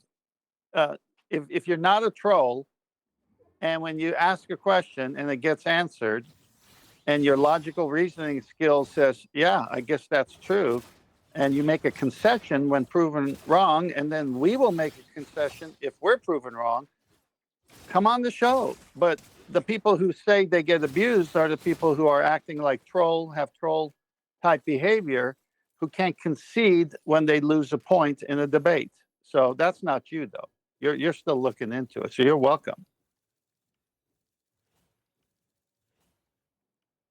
Yeah, that's exactly what I said to him. Sam, just come in.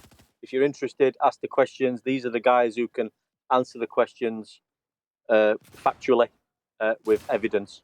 So if you're on the fence and you're wondering, you're just on that point where, do I actually live on a spinning ball, or is the actual Earth flat? Dude, this is the place to be, mate. You've found the right place. So just come in. Like I say, no one's going to bite you yet. Well, I have something to present there when you want to do it.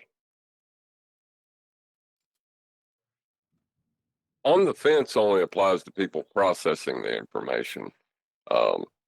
So has he received the information yet, or like where is he at in his understanding? Well, I'm not sure at the moment, John. That's what would be interesting, because we don't know what level he's at. We might be able to help him answer his questions. We don't know. I don't know what sort of what research he's done or where he's got information from. So, like I said, but we're all here to help, aren't we? And give the truth. That's what we're here for. So, anyway, I said I'd introduce him, and I have. I'm not going to push it, but dude, if you want to step in, mate, you're not. You can do, and we're all friendly and helpful people. Let me Hey just present DJ, how something are here a you? minute. Hiya, into the break. I'm good, man. How are you? Very good. Yeah, I was gonna just tell him, tell dude, like there's a couple things that was like kind of profound, and it's that the Earth is the maps and models are derived from elevation angles from horizontal, and horizontal is geometrically incompatible on globe. Yeah, well, that's the crux of it all, isn't it? And we literally just played a clip from a globe defender who has been doing this for years, who came in here and told us how he gets elevation angles from a flat plane. Even when I prefaced it with, can we use the spherical surface first? And then Nathan asks him, okay, how do we use the spherical surface first? And he says, oh, we use a flat plane. So don't feel bad, about any arguments you're going to try to make. I mean, that's a globe defender, you know? So if you're new to this, we understand that might sound a little crazy that your globe came from a flat plane, but that's just the truth of it. You know what I mean? We're not here to lie to people. Just Sometimes pointing you out like reality. chocolate. Sorry, Neil. I said sometimes the truth hurts, right, chocolate? And they're in pain relief. A little bit.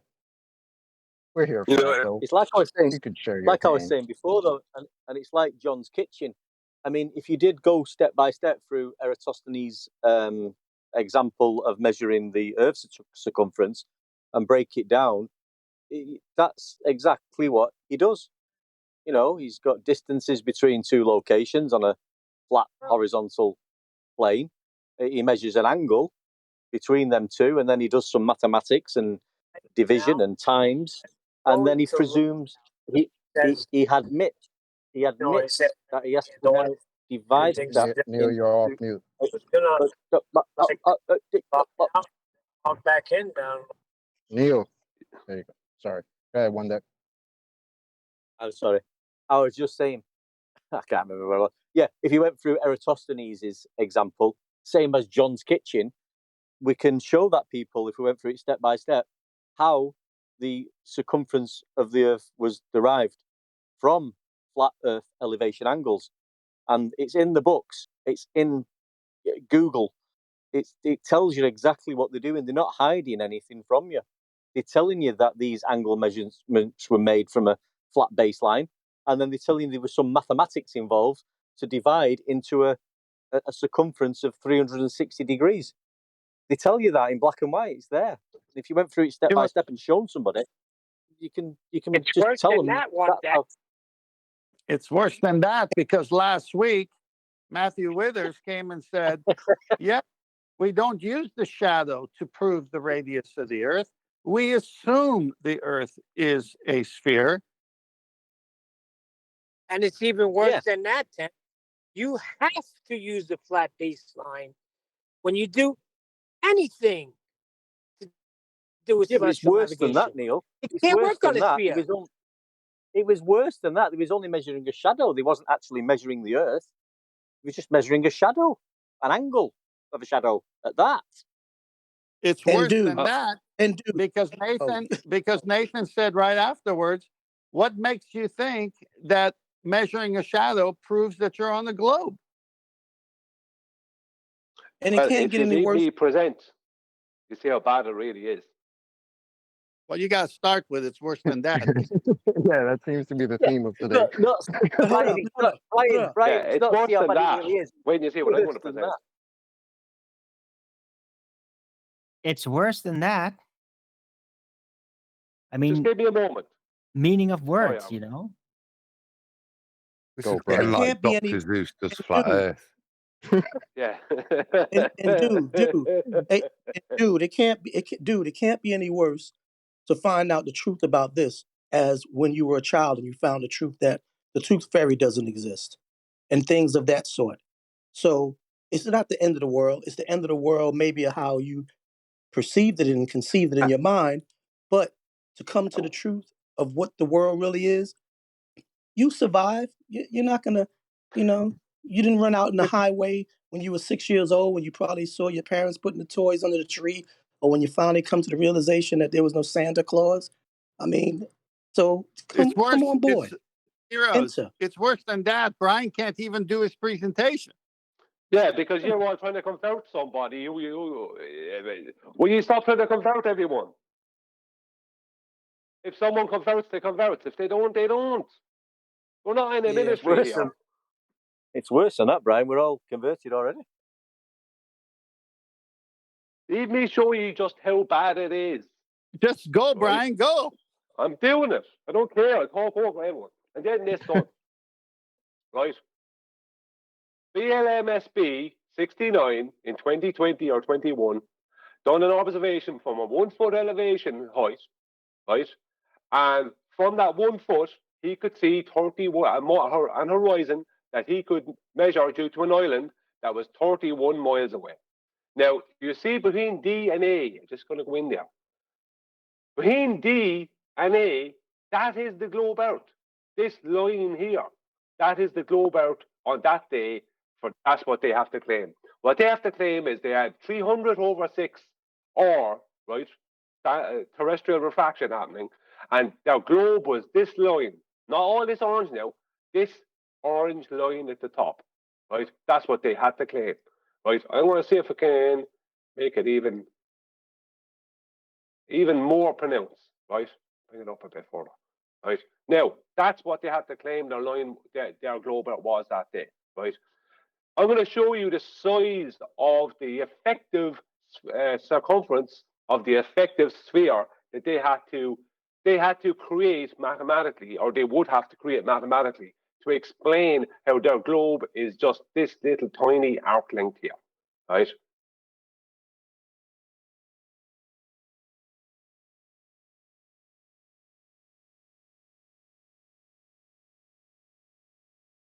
There you go. That's their globe in there where you can't see because it's so small. This is the effective circumference they needed. They would need to claim to explain how BLMSB 69 could see 31 miles from 1 foot observation from Santa Barbara Beach. That's how bad it is. Wow. Well, it's worse than that, eh? Interestingly enough, only one of those points can be surface level.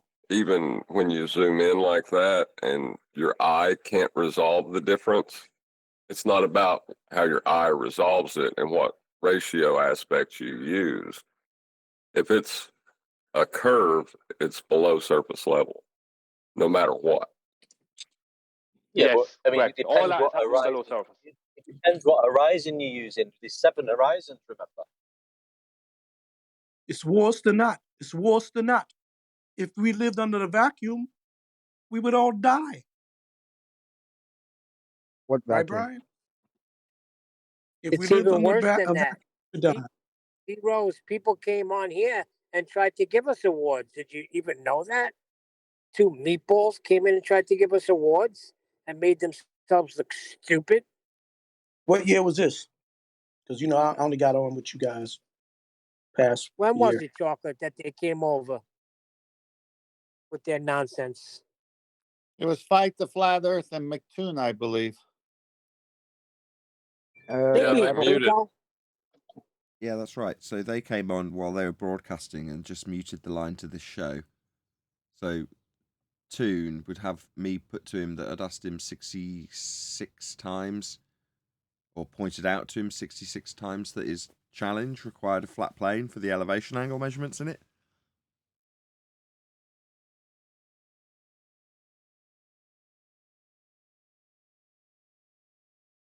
Yeah, I'm sure that went well.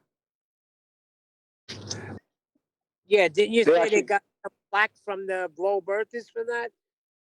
Yeah, they're a gonna few say of them. that, yeah. We wouldn't know what it was. I don't have any more information than you. Yeah, they because the people on their own side said that's all you said when you went in there. What's the point going in there if all you're going to do is do that? I think they apologized to Nathan even after that. I don't think so. Really? I don't think so. Well, I don't remember I don't getting believe one. that. Way. Yeah, but Matt Toon, he proved the globe because he gave us a test. He gave us the angular coordinations of stars, and we just had to plot the way they was. But he forgot he'd already taken elevation angle measurements to get them positions. It's worse than Why that. would he? Well, Why if would they he give do us the that globe when he map, we could? could plumb. Sorry, Brian. Go ahead, man. No, you go, Chocolate. I'll say it in a minute. Okay. I was just gonna make a joke and say, well, why would he do that when he came in with the guy who says you can find your location anywhere on Earth with nothing but a swinging pendulum? Well, Rohith, when I went on to McToon's show, Rohith gave the best explanation on how to turn a flat plane into a sphere. I mean, he was really thorough. He didn't realize he was doing it, I guess. But I learned more. I learned just as much from him, from the delusional side of it, as I had from the citations 10th had been giving. Hey, John, guys, did we go through that show? I thought we was going to go through that in one of the videos. I might have missed it. Oh, that'd be excellent. It would be good, though. Would be good to go back through that with you and Ruhif and Toon. And I guarantee he had no clue what he was talking about and had no clue what you were talking about, John. Oh, he did. Oh, Ruhif knew exactly what he was saying. I knew exactly what John was saying. I've no doubt. So Ruhif he knows knows. What's his Make no problem? mistake. it's worse than that. John said, I concede everything to you, but you got to answer the 2 questions. That's right. I forgot. He did say that. He conceded to everything. Wow. Okay, now stop saying it's worse than that, please. Just stop. It's worse than that, Arwen. How can it get worse than that? Oh, they'll find a way, so just stop it. What's wrong? What's wrong with that phrase? It's worse than that. It's getting naturally worn out. pessimistic, and if you say it like 20 times in half an hour, it's kind of annoying. Yeah, it's true. It's worse than that, Arwen. It's worse than that. The globe is flat, and it was We're gonna call R and Debbie down. They measure it like that.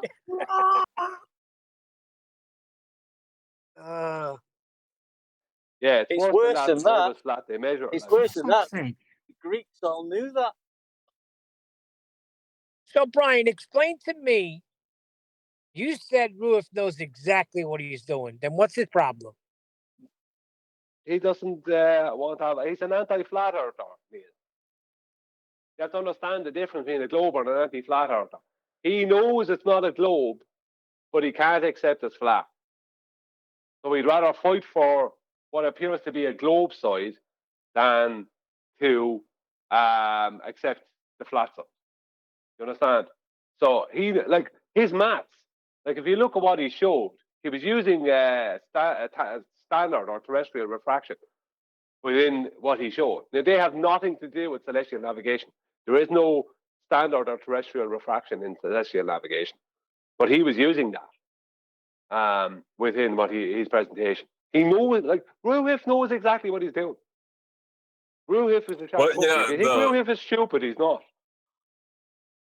Yeah, you're talking about when he where you just showed that inflation of scale to try to make a curved surface appear flat, right? Kind of like a trick to the eye, but it doesn't address horizontal when you do that. You know what I mean? It's just like completely ignoring the fact.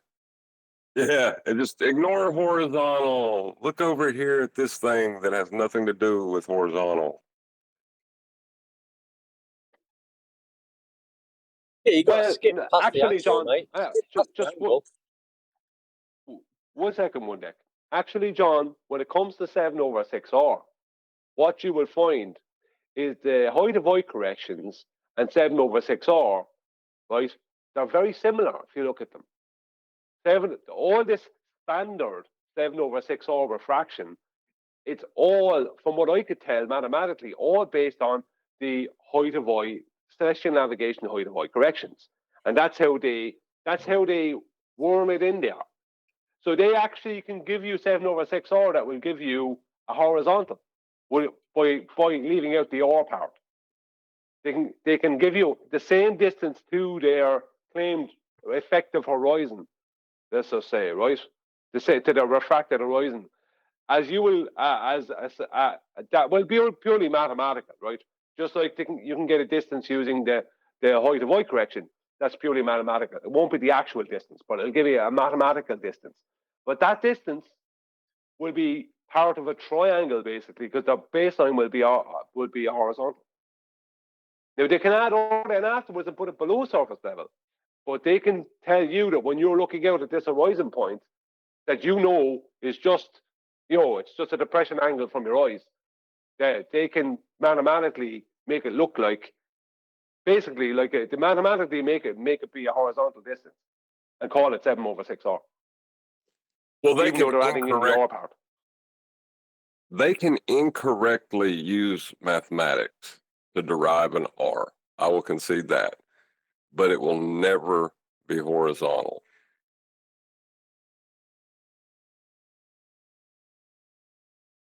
Yeah, but like we said before, right? The height of I is determined before you set off on the boat. Nothing to do with the tilting of the head or an angle measurement from the sextant. We know the height of I before we set off. It's written, and you just write it on your pad. Like from point A on that ship, I'm going to deduct 30 feet. From point B, I'm going to deduct 12 feet. You don't do anything to calculate it except before you set off. So that's all there is to what I'm it. talking about is slightly different. One day, what I'm talking about is a slightly different trick, where they are giving you a horizontal distance with their 7/6R to an horizon, right? That would be at the same elevation as the water underneath your boat. If you look at Metabunk and what they're showing, if you look at the height of Y correction, they can literally mathematically fool you by giving you a horizontal distance that you don't realize is horizontal. They can't. Curve it afterwards. No, if you look at Metabunk, surface level and their what they assert the horizon is they're not related. So they can inflate their sphere, but they can never get it up to surface level. It's just mathematically impossible. No, what I'm trying to explain is very difficult. They can give you a distance to a 7/6R refracted horizon, but leave out the R part. That's what they've been doing. But that's how they calculate their 7/6R, because it's a back. From what I can find, their 7/6R is a back calculation of celestial navigation height of Y correction. But they leave out the R part. They put that in later when they need to, or in the orthographic view, right, or mathematically if they have to afterwards. But they can give you. My point is, they can nearly match the height of Y correction using 7/6R, but without telling you they're not adding in the R. Well, no, someone have tried that with me already. No, you're not dealing with eye level to surface level. When you talk about the radius, you're talking about the angular relationship of the eye as you rise in altitude and the differential between the two flat planes. The radius that they're wanting to talk about can never be surface level except at one point, and that would be at your feet. Yes, I understand that. I made a video there a couple of videos back, and Nathan played it on one of the pre-shows. And the point I was trying to make was missed. And it's not because people weren't paying attention. It's because I'm not in a position to clearly put the point across yet. I have a point I'm actually trying to make about something they do, where they leave out the R when it suits them, right, to match what is height of Y correction, right? And then they add back in the R when it suits them, for when they're making their claims. That it's a difficult. What you're talking about is true. What you're talking about is true, because that would mean that their refracted horizon would still be below surface then, right? But there's something else they do via the height of Y correction, or trying to. It's an attempt to hijack the height of Y correction. That's what it is. Right. They leave out the R, they leave out the R, so that the distance to the horizon they're claiming would match what the distance would be if you used the height of Y correction. Mathematical distance, not actual. Right. That distance that they put in is a result of the angular relationship between eye level and sea level, right? So if you arc that, imagining the outside edge of your protractor is the surface, you can form a curved linear shape, but it'll have nothing to do with level. That's what I'm saying. Yeah, no, I understand what you're saying. I totally understand what you're saying. It's that I can't get my point across. So it's not that you don't understand me. It's that I'm not making it understandable. That's what it is. But I haven't. That's what. Go on, Chocolate. Yeah. Now, just a question. Can you distinguish between the two? Like you said, there's an instance when they will include R and when they won't. Can you distinguish why would they not include R? You know what I mean? Because their standard 7/6 refracted horizon, right? Where that originates from what I can tell, is a back engineering or a hijacking of celestial navigation height of Y corrections. Because I got a chart, a height of Y correction chart. Arwen, I'm feeding back through you now. I got a height of Y correction chart where they're giving a nautical mile. When you're off mute, Arwen, I'm feeding back through you. I didn't know I was off mute. That's really weird. Yeah. But anyway, I got a chart, right, that shows a nautical mile, right, distance to an horizon, mathematical horizon, right, using via the height of Y corrections, right. But this distance is a horizontal distance, right? They even state what it is, right? Now, if you match that to their 7/6R and you use the heights, the height of Y above the surface, and you look at their 7/6R, they actually can match those distances. So they can kind of hijack basically mathematical horizontal distances to mathematical horizons. They basically hijack that and then add in their effective R afterwards to turn that horizontal distance that is purely a mathematical to a mathematical horizon point to turn that into an arc as opposed to a horizontal line. I'm not explaining it enough. I tried to explain it in the video and I didn't do a great job of it. But what they're doing is it's more hijacking, it's more robbery. Except for this time, it's mathematical robbery. Yeah, well, I think it's mathematical misinterpretation.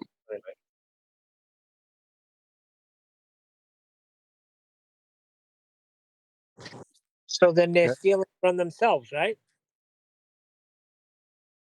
They're not interpreting the data correctly, is what it is.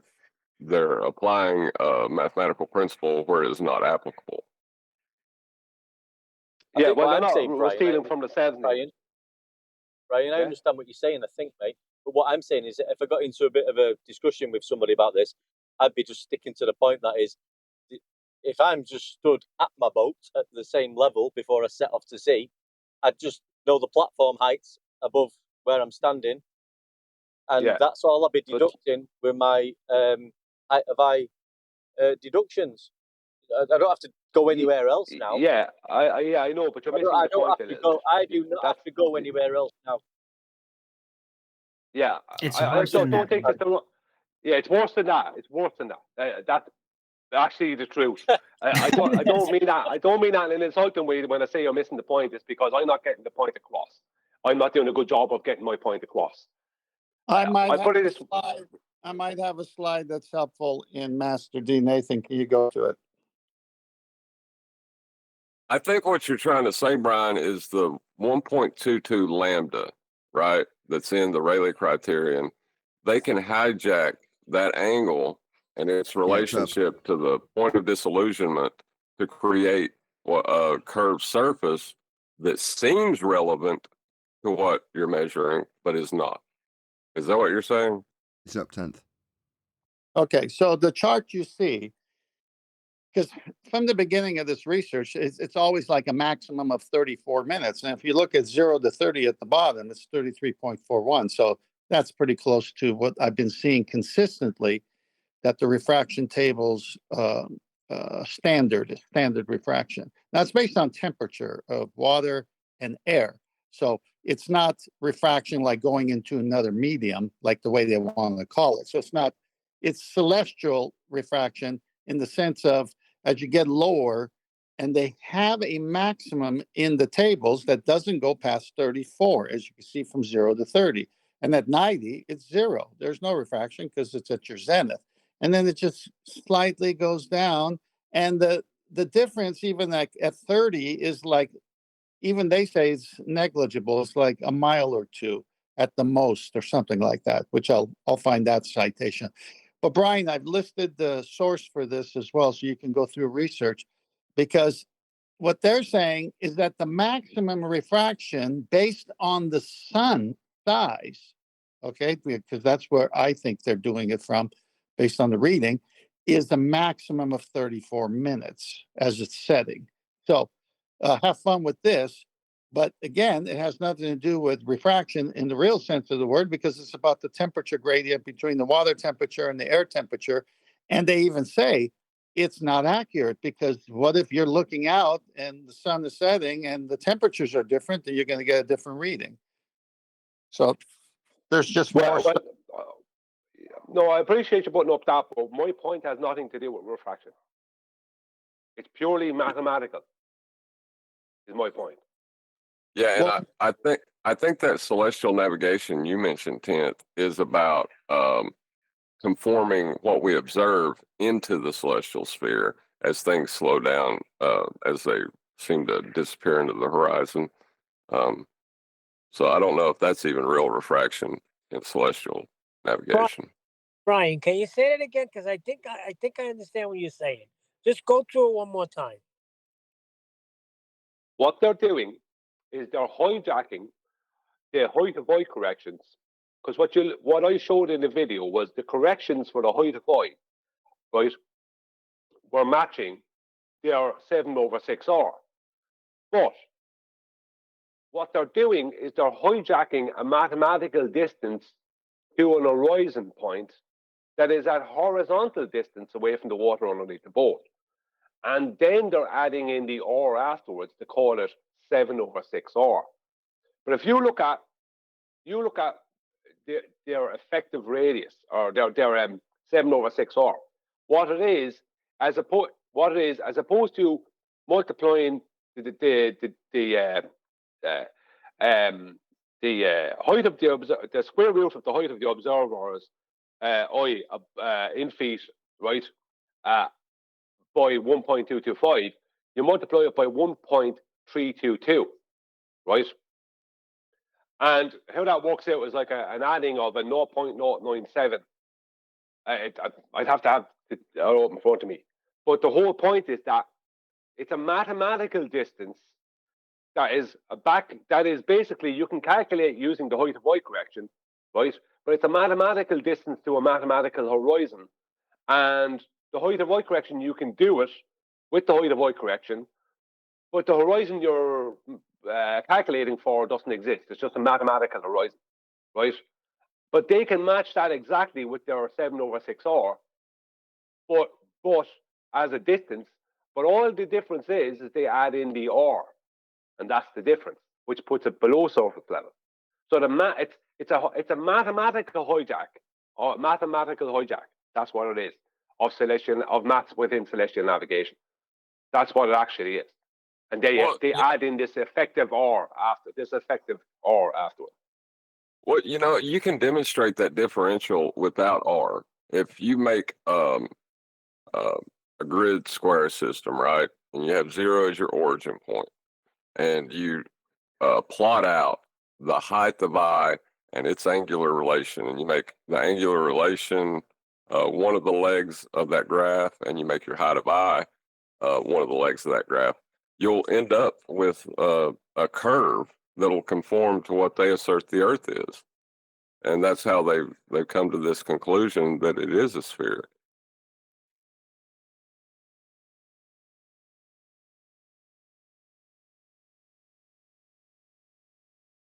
You see, What I'm talking about is how they came up with 7/6R. That's what I'm talking about. Because that is purely mathematical. And where they got it from is by the hijacking of the height of eye corrections in celestial navigation, and how you can, using them, how you can calculate an horizontal horizon point from the observer. But when they add in their effective R, right, which would be a radius of 4618 miles, 0.83 miles, that then brings it below surface level. But they can not add in the R and not tell you about it if you think you're stupid or not. Right, but that's just like when you look at the Earth curve mass, that arc that's going underneath the surface level, that's the correlative angle to the horizon over the surface level, and how it changes as you rise in height. You know, it's just a misinterpretation of the mathematics. I just found it very good, well, very interesting that on the height of eye correction so the chart. height of Go on. so the height of eye, right? That's just a correction from eye level to the baseline, right? Horizontal, yeah. And right, and what you're saying is when they need to, that's when they insert their 7/6R to then hijack those mathematics to change it into a globe. That's what I'm hearing. Yeah, but you No, got a problem. No doubt. You got a problem right from the onset. 7/6R. You need R first. Yeah, Yeah, but no, you're missing the point. Like, I understand. It's not that your point is not valid, Tent, but that's kind of going in opposition to what I'm saying a little bit. They are 7/6R calculations are hijacked calculations from celestial navigation height of eye correction. That's the point. Oh, I see what you're saying. Yeah, they wouldn't They have are the stealing from 7/6R us. without the height of eye correction. That's my point. I just haven't gotten to the point of being able to show it correctly and trying to get it out there. But I'm not explaining it great. I have to do a video on it or something. Well, I did a video on it, but it wasn't clear. It wasn't clear what I was saying. I like when you do those videos with the illustrations, man. They're perfect. Man, I need to see. Yeah, I'm a visual learner. Well, see, what I'm doing is I'm trying to improve on my maths as I go on. Now, I'm trying to stick to maths that work in reality. I'm not going to go into tensor calculus or any nonsense like that. Right?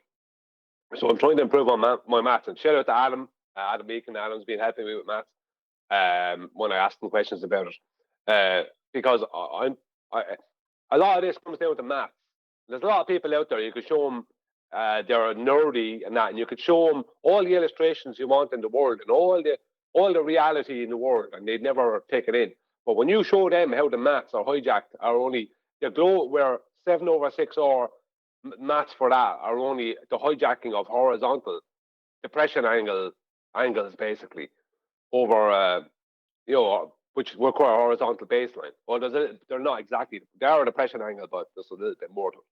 But when you show them how that is hijacked from that and what that really is, then they go, oh, right. Do you know what I mean? It's like, Neil, you like visuals. A lot of people like visuals. Other people like it in words. But some people, they want to see photographs. Other people, it's maths they want to see. You're Maths right, is because what does I it, remember you know? Anthony. I remember somebody asking Anthony if his experiment can be broken down into a mathematical equation. So I think you're right. Yeah, it is, because when it came to the optical drop, they keep asking me, where is the maths for optical drop? And I'm pointing them towards a protractor. You know what I mean? That's what it is. It's the protractor is the math. I might have to actually do the maths for optical drop just because basically I have to just detail a protractor simply because they can't take it on board. But they Brian, can't accept it. Well, isn't this going back to where you've talked about and others, where they say if you're a 6-foot man and you're standing at the seashore, your distance you could see is about 6 miles? or 3 miles. I'm sorry, 3 miles. So they're using basically the way the eye works and the Rayleigh criteria and this whole 7/6R. Isn't it tied to that? And then they put in their calculations. Well, what the kind of the 7/6R thing is not exactly tied to that.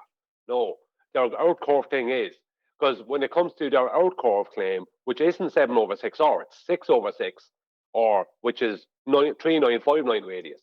So if you have a boat, let's just say, like a little dinghy boat, it might only be 3-4 feet off the water. Some of them wouldn't even be that. Actually, they'd be 2.5 feet off the water. Right. I mean, that's going to disappear. The boat itself, maybe not the people sitting in it, but the boat itself is going to disappear from the bottom up. It's going to disappear after maybe 2 miles from a 6-foot observation height because of angular resolution alone. So on the calmest day ever, it's going to disappear. You know what I mean? So a lot of that's where they hijacked. That's where they're hijacking perspective for their 3959. But when it comes to the 7/6R, it's a different kind of a. Come on. Different thing. Right, sorry, I dropped my bloody phone, ran out there. I had to charge my bloody phone back up. Yeah, so my my thing was, we're talking about height of eye, but then we're discussing like where they're hijacking the Earth curve and 7/6R refraction. What I'm saying is, we've already established that the height of eye is just the height of the various platforms on the deck of the ship or the boat. What you'll be deducting in feet or meters or whatever metric or imperial unit you're using. So that as far as I'm concerned, nothing else has to come into this conversation now. I'm just deducting a height before I set off. It's either 14 foot, 16 foot, 12 foot, 8 foot, or 6 foot, depending on where I am on that boat.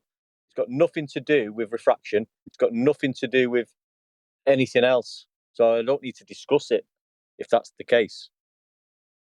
No, I'm 100% in agreement with you, one deck. And the lads will tell you, I argued for the importance of the dip, the height of white correction, with Nathan and other people. I argued for the absolute importance of that and the simplicity of that and what it shows.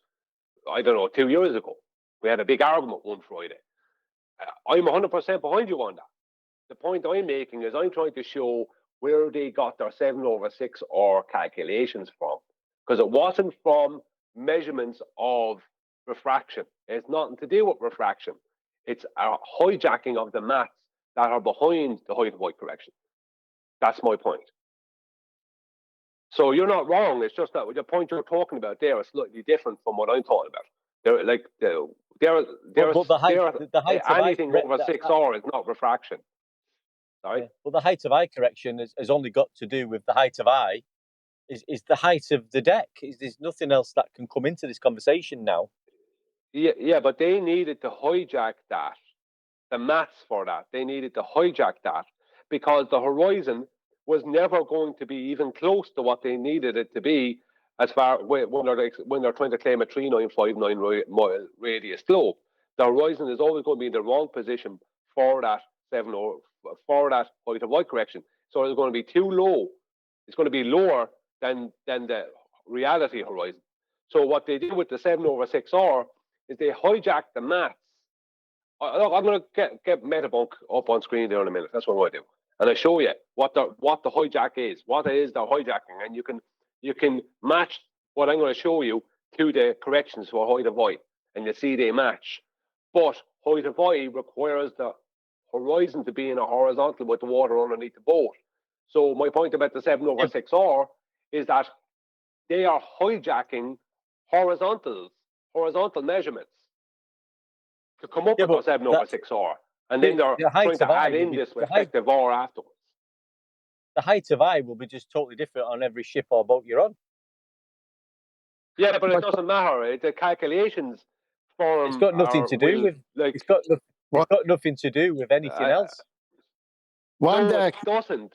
But you're missing the point, I think, one deck. No, but one deck. Brian's trying to come at it from a different perspective. But you're right, because the height of eye is only there so that you can establish horizontal. Now, with the Mariner sextant, you're using the horizon mirror on where the sky seems to meet the sea, And so you're going off of that. So in order for that to be a horizontal, you'd use that height of I from your boat that you pre-established before you even went off on your trip. And you bring it down to sea surface, which is horizontal baseline 0. Okay, so that's where it's at. Now, when you go in the books, all the measurements are coming from the equatorial plane where it is a baseline 0. And you have to match that baseline 0 from the equatorial plane. So the height of I is just a step in this way of their description of matching a horizontal plane that's at the equatorial plane. And so you can get your 90 from. So you're right coming at it from that. Okay. But it's not anything else than that, because the real navigator is on the surface of Earth, which is their equatorial plane measurement to begin with. It's just we can't see forever. And at the lower levels, we have all kinds of stuff in the air. And so the whole point of taking an angle to a star above 10, 15 degrees, then you don't have to deal with the optical stuff that's in the air and the refraction and the, what do you call it, mirroring and miraging and all that kind of stuff. So that's why they say do it above 15 degrees. You don't have to go through this crazy math, which has a limit of 34 minutes attached to it because the size of the sun in minutes as it goes away. This is what they've done it to, and it's to sea temperature and air temperature, not Earth curve. It's so convoluted. That's why the easiest way to win is go on. Sorry, mate. That taking your sighting of the sun above, above 20 degrees above the apparent horizon, that's a different story, isn't it? That's just you don't take your angle measurement. That's nothing to do with dip correction. No, you still have to do dip correction, but because it's above, then you don't have to worry about that extra math because of the lower elevation levels messing around with the actual height above the sea. So that's why they say most of them don't do it unless it's 15 to 20 even. Definitely 15. Some do it at 10. Then there's some math, but the math is all made up. You're on the plane to begin with, which is 0, the sea surface. And with that, I'm going to say another huge, massive, enormous thank you to both Discord and Jeepers panels for making today's after show possible. And of course, a massive thank you to all of you in either Nathan Oakley 1980 or Nathan Oakley premiering streams. Hopefully smashing the super chat, liking, commenting, sharing, subscribing, joining as a Nathan Oakley 1980 channel member, and all that good stuff. I've been Nathan Oakley, and I will see you all in the next video.